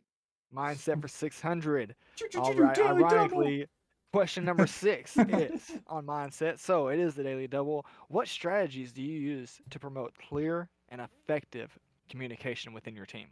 Oh, Oh man, there's some good ones for you. Yeah, dunked. Talk your shit, pimp. okay. So I think a lot of things I like to do to implement healthy relationships. I mean, not even just comms. It's more again what Ruli went into with his bit. It's more deeply rooted. It's not so one dimensional. It's definitely building a relationship with your players, um, going above and beyond in terms of not just game day, not just scrims, but a little bit of after talk, a little bit of stuff after scrims, before scrims. You don't even have to be on the game. No scrims, no games. Just just hanging out, chilling, and it just gives you a more of a in-depth perspective of figuring out how everybody talks. Does this guy talk fast? Does this guy get stressed out? Does he Mm-hmm. tend to slur his words in a stressful environment? Does this guy go silent? Does this guy go do this? It's just like gathering info from all your players and seeing how everybody reacts to certain situations. So just kind of adapting of this, picking and choosing where you want to uh, fix what problems need more attention to others. So yeah, it's just a lot of hanging out. Just to put it blatant and blunt, just hanging out, uh, getting a lot of the bullshit out the way, a lot of the nitty gritty stuff, just hanging out, doing all that stuff. I mean, it's hard to give a really set example, Mm-hmm. but just like that's one way I like to tackle communications with everybody. It's just a good evaluation on how everybody handles situations, than just going it over as a team. Like this guy does this during this situation, this guy does this during this situation. How can we make this work together? Mm-hmm. How we can make it a nice, polished, pretty little thing to work. But that's one thing I like to do. Just hanging out with the guys. Not even just like watching scrims for analytics data. how did you fuck up in this fight? Sometimes you just gotta do it a different way. Yep. Sometimes I'll take a couple days just to watch it, how they talk to each other, how are they talking during a rotation, how are they talking during a fight, stuff like that. Think, A lot of TLC, I'd yeah. say. I think to piggyback off what you said, one of the things that I experienced this weekend, more specifically within the Arkansas State guys, we don't have a hard IGL. We have 3 people calming information for the entire group to make a decision on. Obviously, you love the energy behind everyone wanting to be a part of the comms and everyone wanting to be influential towards our decision making, but without a hard person to say, "Hey, this is the answer. Appreciate the suggestion. This is what we're doing." With you, when you don't have that directiveness and that decisiveness within your team play, all your comms are great for information, but there's just no decision. So you've got to have that decision maker. You've got to have that person that's okay with being accountable for making those decisions. You've got to have that hard IGL that can take up the helm for those roles. I will also say that this is probably one of the more things that I do that is out of pocket, very, very much out of pocket, but I've seen results hands down from taking teammates that maybe don't jihad together the best or, mix like oil and water. You know what I'm saying? They're not like that with each other. With that being said, though, Lethal Company is a fucking awesome tool, dude. Lethal Company, fucking Among Us, bro. All these garbage can games where you're just fucking off and you're just having fun with the boys. Um, Comms don't matter. It's all stress free. I mean, respectively, right? You're being chased by a Kraken or a Vraken. You're not gonna be stress free for sure. But within perspectively, we're not losing anything, getting killed by the Kraken. So getting into other games with each other, spending time around each other outside of Apex, getting to know each other personally, enjoying the people you are around. I hear very, very much that this is a job. This is something that you've got to take like a 9 to 5. You've got to clock in. Doesn't matter if you like the guy next to you or not.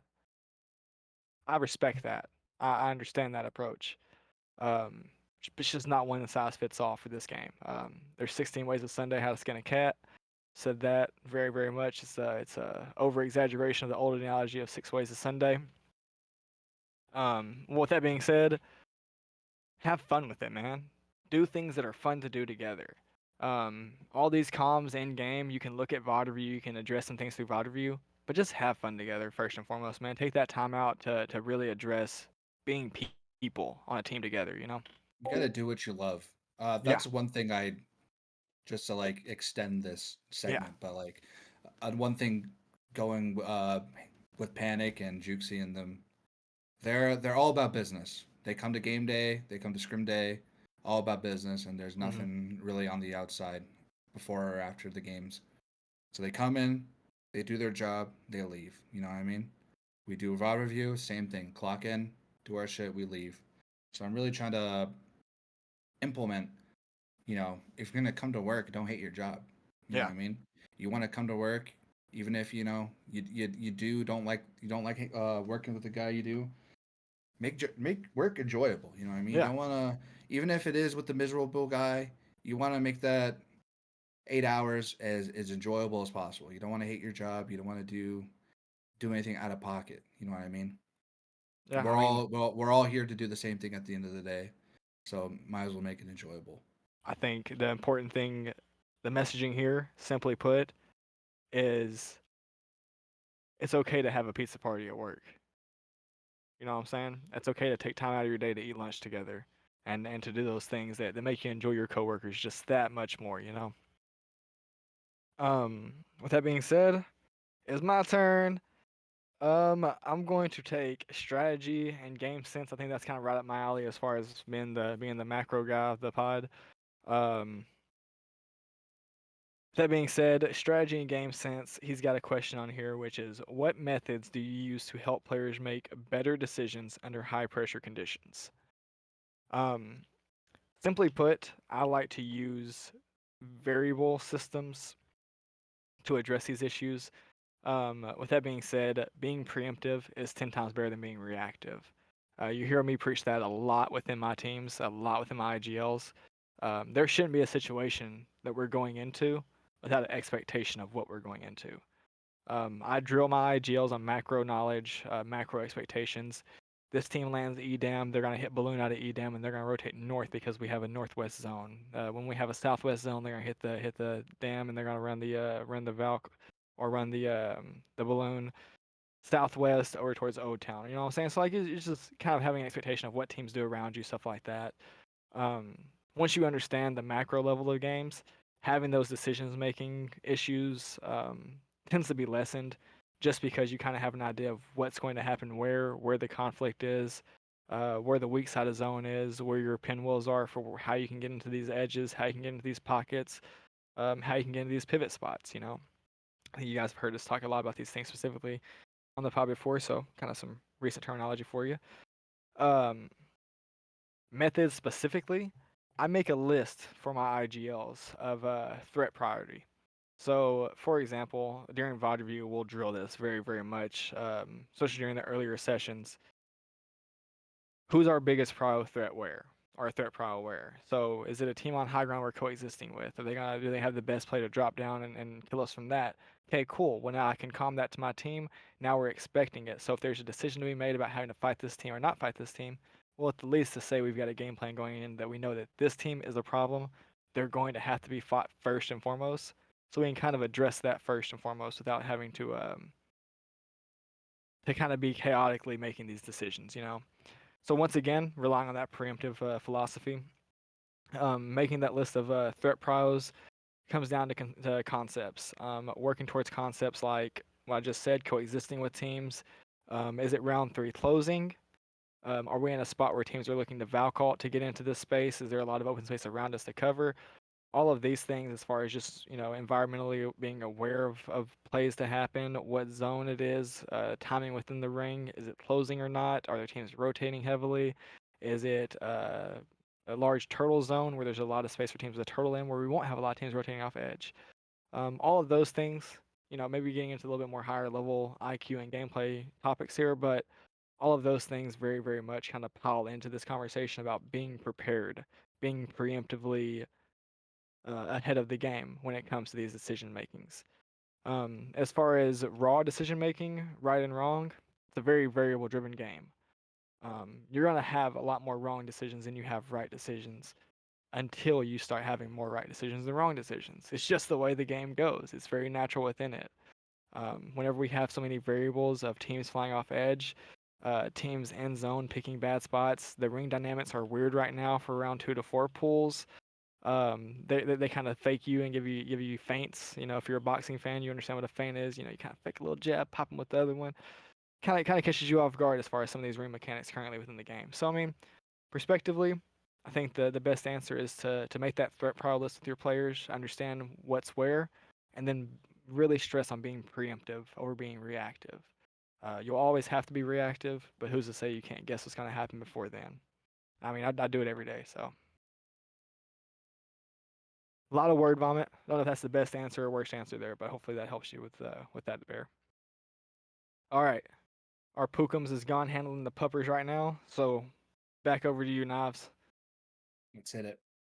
Would you like the other mindset and communication question? Yeah, fuck it. Let's handle it. All right, brother. What strategies? Oh wait, we already did that one. How do you support players in maintaining a positive mindset during losing streaks or challenging performances? So, going hand in hand with the first question, um, getting to know my players, getting to know how they react to certain stuff. So, I usually get into a nice, good point to know when and how to handle stressful moments, stressful things. Um, Even just like going to doing my part and studying, not studying, quote unquote, but like watching a lot of sports psychology videos, Mm-hmm. a lot of hype moments to get your players Mm-hmm. fired up before a game day in the locker room type shit. A little bit You of know, David Goggins. yeah, exactly. Like you know when there's a breaking point, and you'll see it, you'll feel it, you'll feel the tension in the call. You'll feel when your players are down out. You're not even just looking at the scoreboard. You can be good with your points, but one game can set them back. You know what I mean? It just comes with trial and error as a coach yourself, noticing those patterns, noticing when to come in and say your piece, but just you have to be the hard carry at that moment. It's not just like, hey, we fucked up here, we did this wrong, XYZ wrong, we could touch up here on this rotate, yada yada yada. But also when it that's just the business side of things. It's something, Mm-hmm. evil or Ruley will tackle. Hey, we can do XYZ better, yada yada yada. But me myself, I'll go the extra mile and be like, hey, everything's good, everything will be fine. Don't switch up your gameplay just because, this guy's in the lobby, this team's in the lobby. Be mindful of this shit. Mm-hmm. It's really just studying up, knowing what to say to your players, knowing, filling the room for yourself. That's one thing. Just like simple like social cues. You'll hear it in your players' comms. You'll see it in their gameplay. If they're skittish, they're timid, rotating a certain way, they want to be confident, and you got to give them that confidence. You got to give them the gas. You got to put the gas in the car. And if they're if they're not going to feel it, then they're not going to perform. You know what I mean? That's a big factor that I always try to implement in those high stressful environments. It's just being that being that extra push, being that fire under their ass. You know what I mean? Oh Whether it yeah. be inspirational and stress free, daisies and daisies and flowers. You know what I mean? Or be a real kick in the ass. You know what I mean? Yep. Like get them fired up. It's like, what the fuck are you guys doing? Shit like that. And it's just trial and error. It's just a lot of like watching your players, how they react off certain situations, and reacting off their situation, how they're feeling. I think this is one of the questions that's really, really good though, man, because like you have a lot of different examples of how this can be implicated. Because you have coaches, just like what you just said, really is extremely. I mean, obviously, we're not going to categorize ourselves and put ourselves into a corner. I mean, all of us are very capable coaches, and let's get that established first and foremost. There's nothing here that anybody here can't do just as well as the other. We're all very, very incredibly talented at what we do.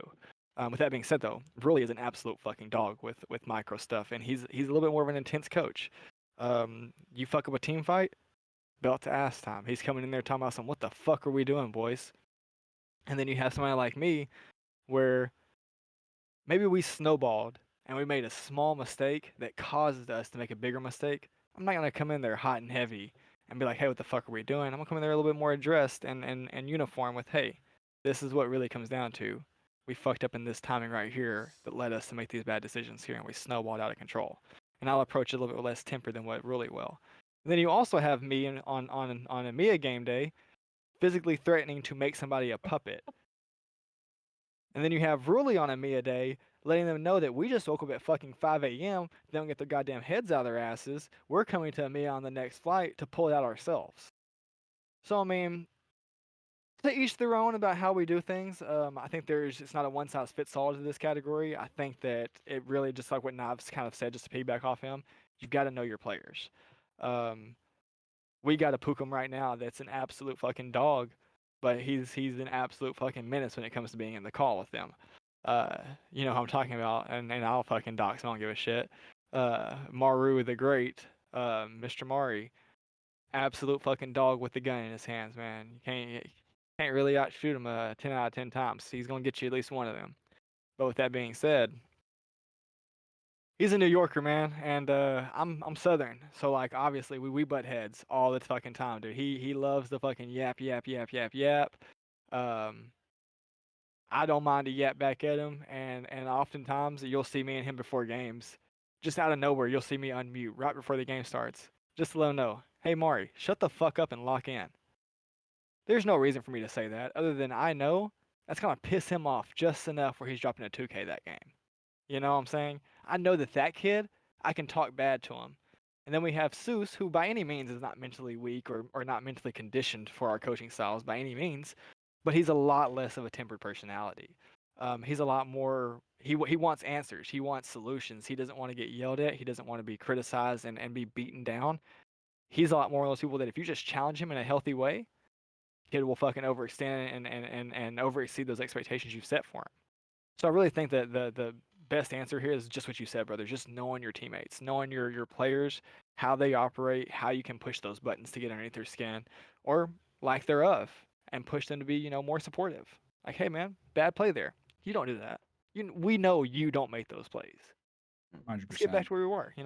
Yeah, I think that's like the challenge of being a coach, uh, compared to like being a player, is you got to be a Swiss Army knife. You Yep. got to know when to fill a situation out. And again, having your players' profiles is a big, big, big edge. Like how Evil just said, if this guy's a hothead, I can challenge him. I can talk shit to him. I can be that fire under his ass on game day. Mhm. If this guy likes to be talked to sweet, I'm a talk to him sweet. I'm gonna give him solutions. I'm gonna Whisper give them him nothings in his answers. ear. Yep. Yep. And if another guy likes to hash it out with his team, doesn't want to talk to the coach, he'll hash it out with his team, and I'll come in and say, hey, we could have done XYZ better when you did ABC. You know what I Yep. mean? So you got to be a Swiss Army knife with every situation, not just like mindset prepping your players like that, but on an analytical level and a strategic level. All right, rules. You get one more. I think I've done two. Have I? Have I only done one or two? You did one. I did one, so you get one more rules. I get one more, and then I'm gonna fucking feed all three of us a couple questions because some of these absolutely fucking snap. We have to answer these for Bear as a trio. Heard. So all right, rules. Pick your poison. We've got. I'm gonna take a couple categories out because I want us to cover them. We've got analysis and improvement. We don't have mindset communication anymore. That's all wrapped up. We've got strategy and game sense, one question left, and we've got gameplay mechanics, one question left.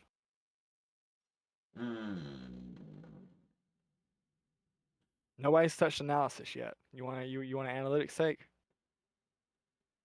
So here's my thing about analytics. I started my analytic quest, and then we became a duo, and then I got to share the workload with analytics, and then Yeah. just get people belt the ass on mechanics. Got you. I might not be the greatest candidate for analytics, depending on the question. I don't know. What you think? You think I got that, or should I finish off mechanics?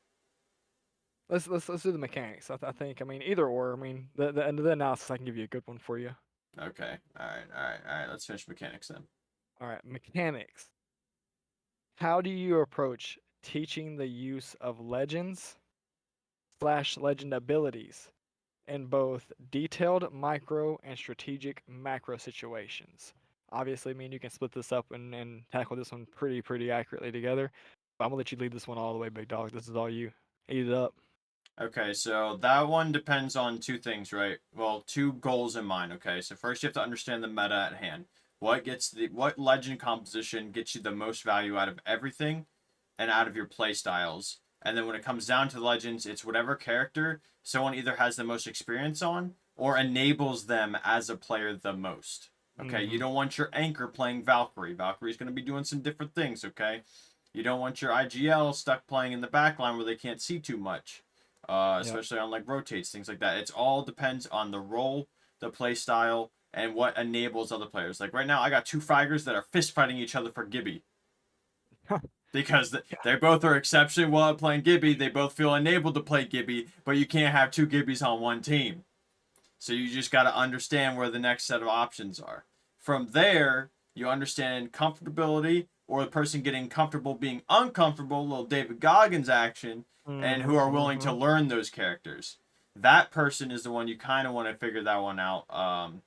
If they're willing to learn the character, then you give them you coddle them a little bit because they're going to be making mistakes and figuring stuff out. Not everyone can play Newcastle like the best Newcastle Shooby Tooby in the world. So once you figure that out, then you start incorporating that into your team fight mechanics and especially utility. Utility can win or lose you a fight. A utility can be life or death. But you have to have those people comfortable on those characters first before you start really getting into the nitty gritty of that. An example for the Arkansas guys is we have one guy running ahead and setting the pace of the fight, but he's not on the character that sets the pace for the fight. That guy's in the back line. Your cat's not supposed to be the one diving in, setting the pace of the fight because they have no way of either A, getting out of that fight, or be the utility to take the space to do stuff needed. So someone else Yeah. has got to be doing that. So we made a switcheroo, right? And you kind of, myself especially, I look for pacing. Some legends are supposed to be played at a certain pace versus others. You don't want your Gibby jumping in and baiting themselves and dying first when they're the ultimate reset. You know? So it all depends on playstyle, comfortability, willingness to learn, and the current meta. That's really how you get that done. That's like the four horsemen. And then from there, it is just raw team fight mechanics, building your your chemistry together, and whatnot. Evil, you can elaborate or pick up on some stuff I missed. But Yeah, that's generally absolutely. what I dissect. I think a good starting point for this, I'm just gonna reread the question one more time just to make sure it's fresh in everybody's mind. How do you approach teaching the use of legends abilities in both detailed micro and strategic macro situations? So I think you did a great job of presenting the micro of that. Let me take a step on the throat of the macro real quick. Um, I'm kind of a mad scientist in this department as far as building compositions. It's actually one of the things I'm more well known for is that I don't give a fuck about your meta. I run what I want to, and I'll run you down with it. Um, I don't spare the rod here. So with that being said, one of the things that I'm very traditional about is how I build my compositions. It's not untold sauce. It's very, very logical and kind of common sense in my opinion. I don't think it's overly kind of game breaking to tell you guys this, but I mean, I do think that this may be some insight that could be helpful. For my macro compositions, as far as how do I teach legend utility and ability, stuff like that, I'm looking for three things within my composition. I'm looking for a taxi legend. I'm looking for a legend that it has either a potential to reset spot or reset after playmaking, which would be HP advantages, conduit lifelines, Gibby bubbles, new castles, stuff like that. I mean, you could kind of bring Bangalore into that conversation as well as a reset taxi legend. Not really anymore, but I mean, it's arguable. I guess you can make that case. With that being said, though, you want to have your taxi legends, you want to have your playmaking legends, and then most importantly, you want to have a legend that enables your team to do a job superior than what everyone else does. Obviously, Newcastle meta is really, really hard to make this point. In other metas, for example, during Crypto Watson meta, most recently, very, very, very good example for us, we ran Crypto, Maggie, and Pathfinder. The point of us doing this is that we knew a lot of teams were going to be turtling. So we kept our utility as far as taxi legends, a playmaking legend, and then a legend that enabled us to do our job exceptionally well, which was we wanted to fight and outpace teams. So we brought in Maggie into the picture, and we used crypto because crypto was meta at that time, and and Pathfinder to hit our beacons and stuff like that. So we kept our beacon utility, kept that circumference in our game plan, and then from there worked on niche things we wanted to do really, really well. Now, how do you teach these utilities? How do you teach these abilities as far as macro? Um, Obviously, Pathfinder is dead, so we can kind of move away from that topic. Pathfinder was kind of a easier one to kind of talk about. You keep 200 meters within your spot. You're always within 200 meters of a pivot spot. You've always got a chance. It's just that simple, especially if you get to purple shields. You take the time to prioritize getting your purple shields. That utility is a lot easier to play with. Um, so really understanding kind of goes back to what we talked about earlier as far as timing, as far as rings and macro expectations, and then utilizing your utility accordingly to those situations. So more specifically towards current meta, um, we've got Catalyst, Nuke, Gibby. You've got a lot of footwork. Maybe we look for evac plays. Maybe we look for round 3 edge plays where we're getting round 4 consoles and we're evacing from a spot on high ground to get to those spots. Looking for the time and place this utility is needed, obviously, is a huge variable, um, as well as understanding what your team does exceptionally well. Very, very few times would us on Pathfinder, Catalyst, Pathfinder, Crypto, and Maggie, very rarely would we go and sit in zone and pick our nose. There's no reason for us to. We're not a defensive composition. Um, we're not going to be somebody who's going to be holding you from Godspot. We're somebody who's going to inch you for Godspot and take that Godspot from you as soon as you get fought for it. So understanding what your composition can and can't do really ties into a lot about teaching it. Getting your players to understand where these compositions really thrive at. For example, with Freaky Apex, we've currently switched off of the Valkyrie and learning Valkyrie, getting ready for year 5, to go back to something more comfortable as far as the Gibby Castle meta. just because our IGL was having troubles processing that, hey, this utility is very, very effective if you just fucking use it. If you just use it when it's time to use this utility and quit ignoring it, a lot of these issues go away. So, I mean, once again, I think it kind of circumferences around that issue of understanding your timing of when this utility is important as a player. And then as a coach, having your team understand where these compositions can play, can't play, where their niche is to be the most successful, and then staying within that realm. That's all I got for it. No, definitely understanding when and where to use utility for sure.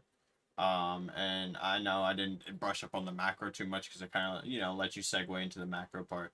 But definitely the shot caller needs to have a really good understanding of the taxi part of it. Okay, like RIP Pathfinder, but typically, that guy was one of the easiest legends to, you put a zip up to move, to rotate, this, that, and the other, and then you also played as the enabler, getting those things down. So you really got to understand either your shot caller is running the taxi legend, running the cat, running the Valk to understand how to use that utility, or someone who is enabled on that character, and then the IGL can also, kind of just play that legend for them to get things going. But if you just don't know what to do or when to use your utility, you're going to struggle a lot more. Mm-hmm. All right, so Knives, I don't want to cuck you, brother. You got anything to say about that? Hey, you guys nailed it. All right, appreciate it, Bill. That's your expertise. All right, so gonna tackle some group questions.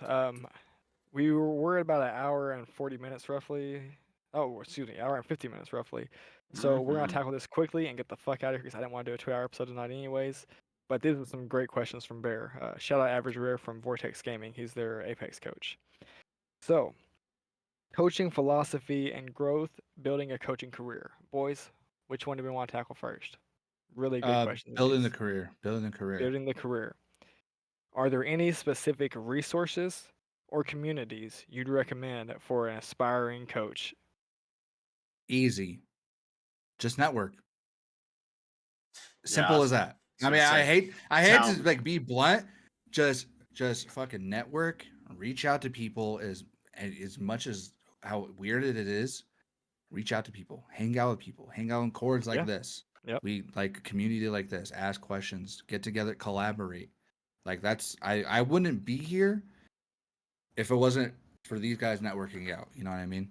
And now I value networking and reaching out to people and, hey, can we work on this together? Or, hey, can we do a podcast episode together? Or shit like that. I mean, networking is going to be the seed, the root of everything 100%. else. Just to piggyback off that, man. Whenever we started this was literally me saying, Rules, we should just do a podcast, dude. And Rules going, I did a podcast once before. Cool, let's fucking do it then. What are we waiting on, right? So like, just take that jump, man. Don't be one of those guys, especially like you see this a lot with the younger generation. No, you're blazing, bro. You dick riding. Man, fuck that shit, bro. Show love within your community. Be the change you want to see within the world as far as networking is involved.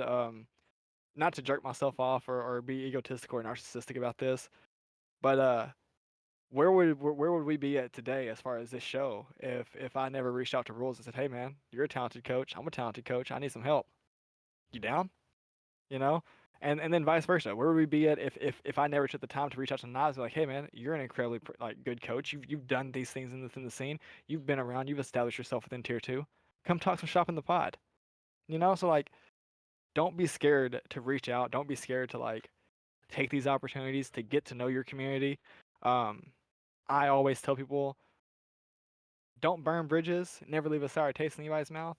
But be as transparent and genuine as possible. I can care less if I piss you off or not. You get a fair chance to like me, love me, hate me, because I'm not going to fucking bullshit with you and be fake about it. So be your genuine self, network your ass off. Very, very much love that point. As far as specific communities or chords, I think my community is growing very, very much to be somewhere that young aspiring coaches, newer coaches to the scene, newer comp players, you have resources from Arkansas State, coming into this server and being very, very new to comp. And then you have Pro League EMEA players who literally just got relegated from Pro League that are also in this server playing the game together. So, I mean, with that being said, I think my server's pretty fucking great. Just to toot my own horn a little bit, get a little free plug in there. You know what I'm saying? Zany, he was on last week. Sandy's got a good cord. He literally has a cord that is for this reason. It is for coaches and players alike to get in there, network with each other, to build the scene up holistically within that environment. So Zany's, I think it's called Inside the Mind. Inside the Mind, That's that server fucking goated. You get a lot of great like tier 4 players, tier 4 coaches, tier 3 players, tier 3 coaches that are in there asking questions. You've got a lot of great tier 2 pro league resources. I think Shook just retired, so she's no longer doing anything with Stallions, but Shook is also in that server. She's really talented. So I mean, you have a lot of great minds within that place as well. So yeah, getting into those two servers, And mine another and one, Zany's. Yeah. another one to plug. Collegiate has a Apex server called Apex Codex, and that's really true. it. Yeah. It dabbles in a lot of analytics and stuff. Really nerd shit if you're interested in all I that. might Stuff. need And that. I'm gonna plug one more. I don't think CAD's opened his up to the public yet, but CAD is building some mighty fine resources within his server for his teams, coaches, colleagues alike to be able to use those resources that are available to the public. So CAD Warrior also fantastic guy to network with, fantastic guy to pick his mind, and be around him as well, in the tier 2 scene. Yeah, I came from Sea Lions Discord, ex Furious coach. So like I was born and bred out of a cord literally strictly for it. Like the literally is Raven and Sea Lion. Like just talk to people you know, dude. Like so many heavy Talk to hitter people. guests. Literally, so many heavy hitter guests came from Knives. Like I was ashamed to never have asked Talmadge. I team with that guy, bro. Didn't even Yeah. cross my mind. Knives, you know, like you just fucking talk to people, bro. You're a coach. I'm a coach. Hey, let's shoot some shit. You're It's an literally aspiring the player that's hungry for same the game. Me too. Let's fucking play the game. Let's do shit. same mindset, bro. Mhm. Asking out a chick, bro. Ask her on a date when I get her number. The worst you can say is no.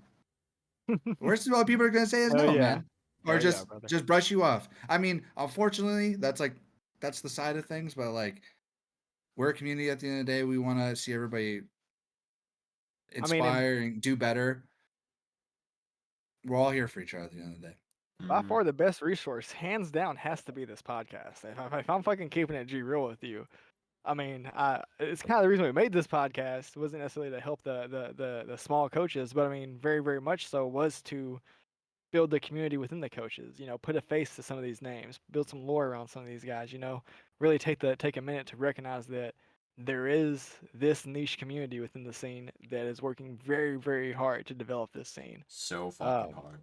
yeah, dude. So I People are mean, putting in the work, man. you know, again, not to sound narcissistic or egotistical, but I mean, what better place than here, right? You know, tune in every week, keep asking solid and great questions, and we'll keep bringing the best guests we can on to answer them for you guys. You know. We're asking everybody. We're asking literally everybody. Yeah, Wait till I mean, Champs yeah. is done. Wait till Champs is think- done. Y'all about to shit yourselves when you see the lineup that we have after Champs. They got some I'm shit not to do with leaking it. Japan. but we've got, I think, 4 episodes lined up with pro league coaches after champs. Something like Mhm. that. Something like Yeah. that. I think maybe one of them is going to be a reoccurring episode. The other 3 are all fresh. So I was actually talking to somebody about this the other day, just joking around with them. I was like, we're gonna have to get out of the North American region, man. We're gonna start interviewing some of these EMEA coaches and APAC and other region-based coaches, man, because we're starting to get down the list a little bit. What are we? We're about at what, 6 coaches now? After we go through the champs, we'll have 6 pro league coaches have stopped I by would and shared love their some words. APAC. APAC knows how Yeah. to play zone so well, dude. I would love to get some APAC juice in APAC here. would be cool. I think Noth would be cool. That would be cool, actually. I would love Alliance Noth would be crazy. Get us I that. would also like Anyone Don. else got team fighting Don's genius? been man? around for a while on a lot of teams that haven't been necessarily the most successful, but Don has Yeah, always been, Don would be cool. Don's really He cool. just I seems would like love a Don. cool guy to talk to. Yeah, literally. All right. Next question. We're kicking ass in these Keep it questions, but rolling. man, we're spending a lot of time here. All right. How do you modify your coaching approach to suit players of various skill levels and personalities? I think this is great for what we're currently going through. Yep. Let me tackle this one yeah, first. go ahead, brother. Go first. Hell yeah. So for my right at the beginning of my career, when I was started off in collegiate, the best way I tackle it was just hard and heavy, drilling, like running running scrims, making mistakes, doing rival review. We're going in and out hard because these guys had zero comp experience. These guys never teamed together. Just a bunch of shithead college kids, never been on a college team together, just gamers. You know what I mean? So it was just hard and heavy, tackling it. The best way I like to look at it is when I'm going into a team, is just diagnose their problems, then hone in on those problems, then adding every other thing you've implemented into other teams and adding all that stuff in. Mm-hmm. So from UNM to UTSA, those guys were a developed team. Macro was perfect. Team find was perfect. So I'm like, what the fuck do I do? Like, I just want to sit here and collect a check. You know what I mean? Mm-hmm. Theoretically. So what can I implement into these guys? They're hotheads. They like to argue. Their mental preparation for a game day is dog shit. They're going to the game day stressed. They're going to the game day tired. They're going when they lose, they take the loss hard. They lose a team fight, they take the team fight loss hard. So that's when I started implementing a lot of the mental health thing, mentally preparing players, and how they can get on track for a game day. Mm-hmm. And just diagnosing, trying to take a feel for the team when you're trialing and stuff. Oh, this is a problem. This is a problem. This is a problem. I'm gonna hone in on these things with my knowledge and skill set, and then implement everything else. That's what I usually like to do. I think we definitely gonna have to piggyback off some of those things, but respectfully, I think that where our approach might differ here is really, and then this I'm super inexperienced with this, man, because during Nade's Nation, it was one of those things where I was running the entire organization. I was doing a lot within those places, so I wasn't the best coach or the best manager during that time, and it was good for me to have that time underneath Inc W during that time with me at Nade's, that I could learn how to coach appropriately and learn how to kind of address some of these issues. With that being said, it's not a one size fits all kind of vibe. Um, how I would address things with Freaky Apex is not the same way how I would address things with Designated Half Assist. How I would address things with Arkansas State is not how I would address things with Freaky Apex. So I feel like this is a great question specifically for us right now because it's just so applicable to what we're currently going through. Rules and me, we're like angry Arthur in the fucking Discord DMing each other just clenched fists these fuckers are doing this and this and this and this and it's just so annoying to watch and God, this pisses me off, really grinds my gears, man. Because you're just seeing raw footage as far as some of these Arkansas State plays we're making, and oftentimes you'll see me and him reference each other. It's just hey man, take a deep breath, baby steps. You know what I'm saying? We're gonna get these guys to the point where we see them getting. We know that we're capable of doing that. Don't stress it out and don't think you have to do it within one session. First week with Arkansas State, it was very generalized concepts, helping them understand, that timer in the top left corner of your screen that dictates your fucking game. If you're not paying attention to that timer, you're not playing the game, big dog. As far as an IGL is involved, you're just not playing the same game as everybody else. So teaching, just kind of core fundamentals to start off with in that first week. Week 2, we come on, still had that sour taste in our mouth for not qualifying for preseason qualifiers like what we wanted to, not making that finals day, missing it by a couple points. I think this time the cutoff was 43. We were at 41. I think last time we tied with the team that they ended up being third place overall for finals on that next day. So I mean, prospectively, we're playing our ass off. We're just not quite where we should be yet to get there. And it's incredibly frustrating, but you've just got to take it incrementally. We did the generalized concepts. Now let's start doing some application this week too. Let's get these guys in a TDM. Let's get them, and I'm one of those people who I think that it takes a village to raise a child. It takes the entire community to do these things. That's why I got this fucking guy right here with me, and I've got this guy right here with me is because these guys are fucking fantastic and goated and great at what they bring to the table. So I'm doing my best to where I may fall short to get these guys the resources where they won't fall short at those things, With that being said, though, incremental progress is what I would say is a solve all to this one. Understanding goals, setting goals for yourselves, and those goals being achievable on a time frame that is respectable. obviously we've talked a lot about national championships tonight within this episode about collegiate, right? We know our first year at Arkansas State, as a staff or whether it's, me directly getting the credit, we're probably not going to get that natty. But are we not going to fucking prepare every single session like we're not playing for that natty? Absolutely fucking not. We're going to keep taking our incremental steps. We're going to keep setting goals. We're going to push Frosty to be that kill leader I was talking about. We're going to push Jack to be that decision maker that we were looking for. We're going to push Echo to play that anchor role. And we're going to make these incremental goals, whether it be for the player or player by player standard and basis, or whether it be on a team basis where we're looking at, hey, we got 8th last week, let's get 7th this week. We got 7th this week, let's get 5th this next week. Let's just keep moving up that board. So incremental goals, incremental progress, understanding that Rome was not built in a day. Sometimes you got to raise a pillar up Tuesday, raise the next one up Wednesday, and maybe it's not till Friday you get another chance to put the next one up. But the fact that you're still applying pressure towards these pillars of your success, that's what's important. The incremental goals. Rules, yeah. all yours, bro. Word. Yeah, definitely when I go into a squad, I have to understand what they know of the game first, okay? You got to poke and prod, you got to figure out what their, the baseline of the game is, and then you build up from there. Whether each coach will have their own definition of their style, so like they'll understand this is the idea, the seed I want to put in their brain on how I feel the game should be done it this way, and work from there. I fortunately have been able to work with all age groups and all levels for the most part in the scene. So like my kids, my students, my Padawans of the Padawans, my 13, 14, 15-year-olds who, by the way, just won that goddamn fucking banner. Hell yeah. Just Hell won that yeah. goddamn banner. I work with those kids, most of them for a year now. It is a seed that you plant and you move forward. 3 out of the 4 of those players that contributed to that banner never fucking touched Apex a day in their life. I took the one kid with the experience and I said, all right, this is what we're going to do. This is the idea. This is the plan in mind. And then we're going to build everyone up around us and we're going to go from there. And that's the same way with every single team.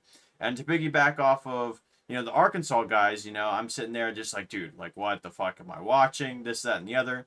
But you got to understand that they are not there yet, or they're not at the level that you've been coaching at for a while, because what is common sense or typical to one person, they haven't gotten that level yet. They don't have an understanding. They haven't even experienced that yet. So that's what that belt to ass comes in. You just got to understand and know your players, as Knives will say. You just got to understand.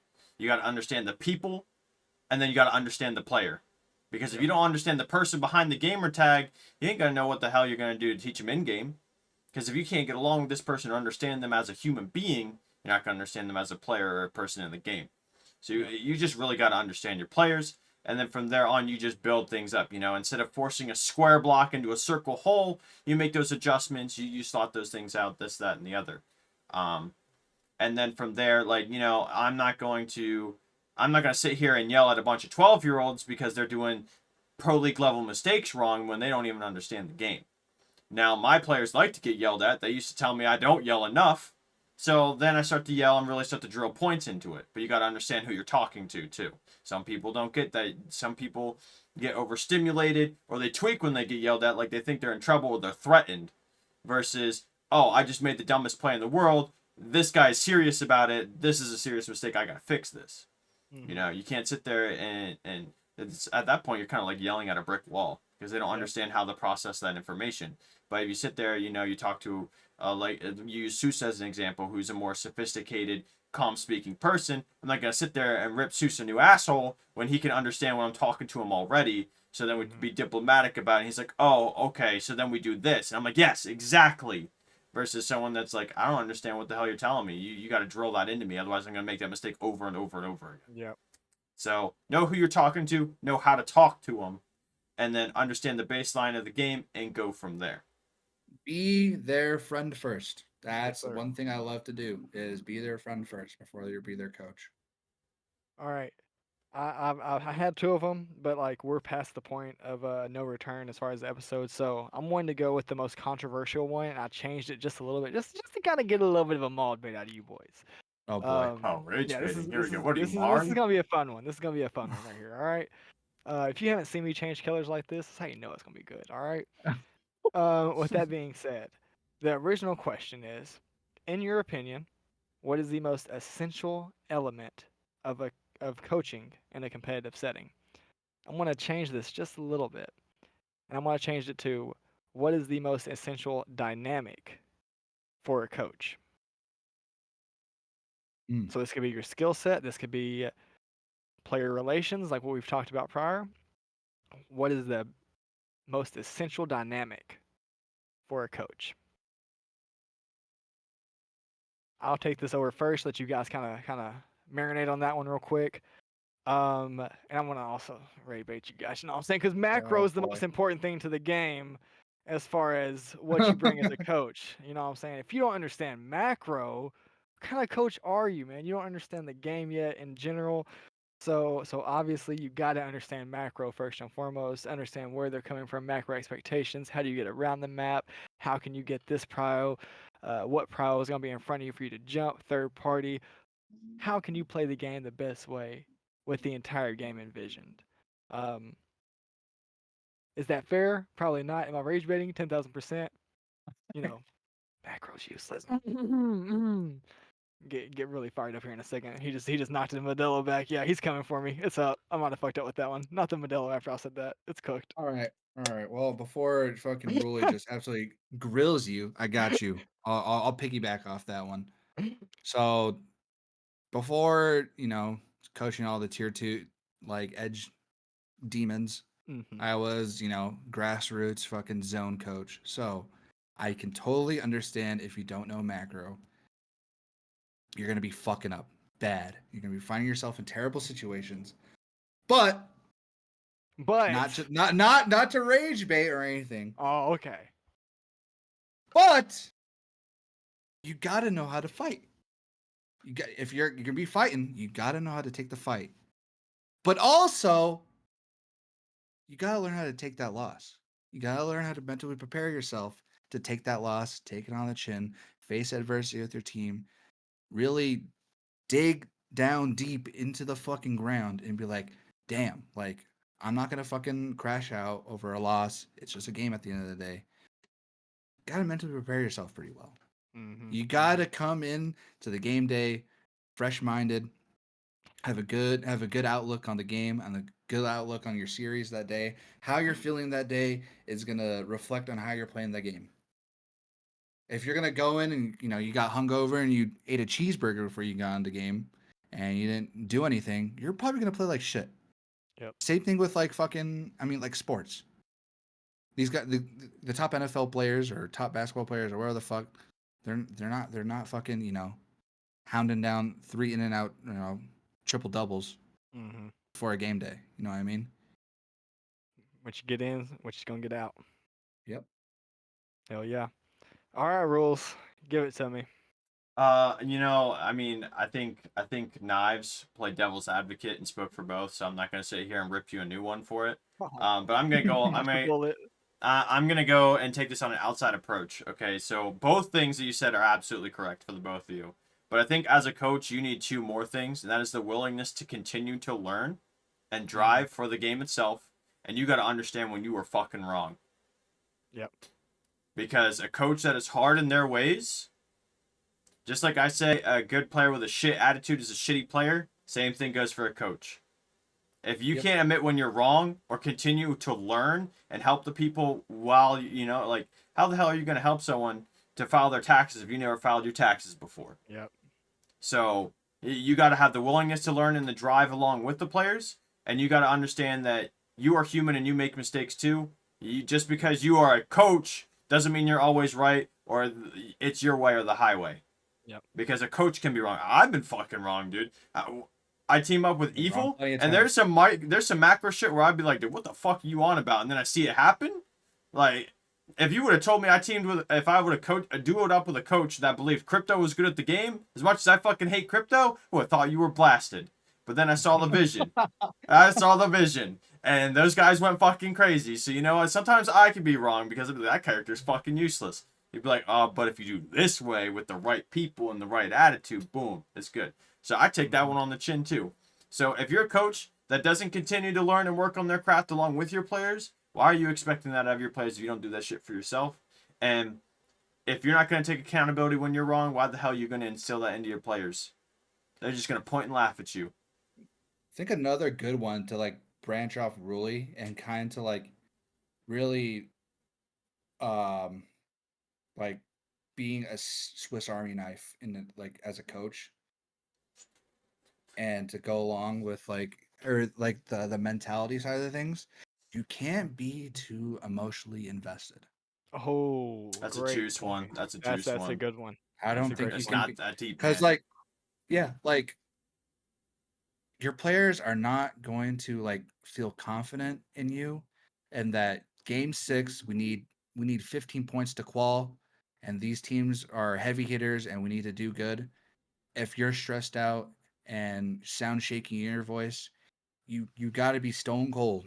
Got to be Yep. stone cold. Yep. Been there, done that kind of mentality. Um, gonna actually have a serious answer for this one. Obviously, I was rage baiting with the other answer, trying to get you guys to give me a little bit more sauce right there. With that being said, man, I think that you guys have covered a lot of what it takes to be a great coach. The one thing I think that we are kind of overarching and not kind of just hitting the nail on the head here is you are the leader.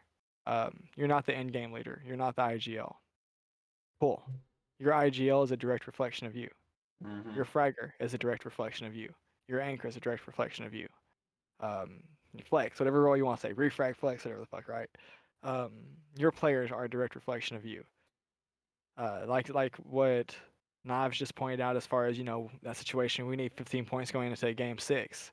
There's been times where I mean, I've had plenty of times at this point in my career where, as a coach, I've had to give that talk. I've had to be like, hey, future's in front of you, nut cutting time. Either shut up and do it, or shut up and get the fuck out of here and make space for those who will. Um, So with that being said, understanding your position on the team as far as being a leader, you set the pace, you set the philosophy, you create the concepts, you create the game plans. Everything you guys said as far as understanding your players, as far as understanding the utility, all these points we've talked about tonight, that's been the community question that goes into these things, 10,000% are a part of it. But there's nothing more important than you being cut from leader cloth. If you are not a leader, if you are not somebody who can demand a group of men, this is going to be a hard journey for yourself. I'm not saying it's impossible. I'm not saying you can't do it. I'm just saying, from my experience personally, uh, me being in the military, me having the coaching background of growing up in a coaching household, having Ink as a predecessor to kind of show me the sauce, all these things have developed me to become a better leader.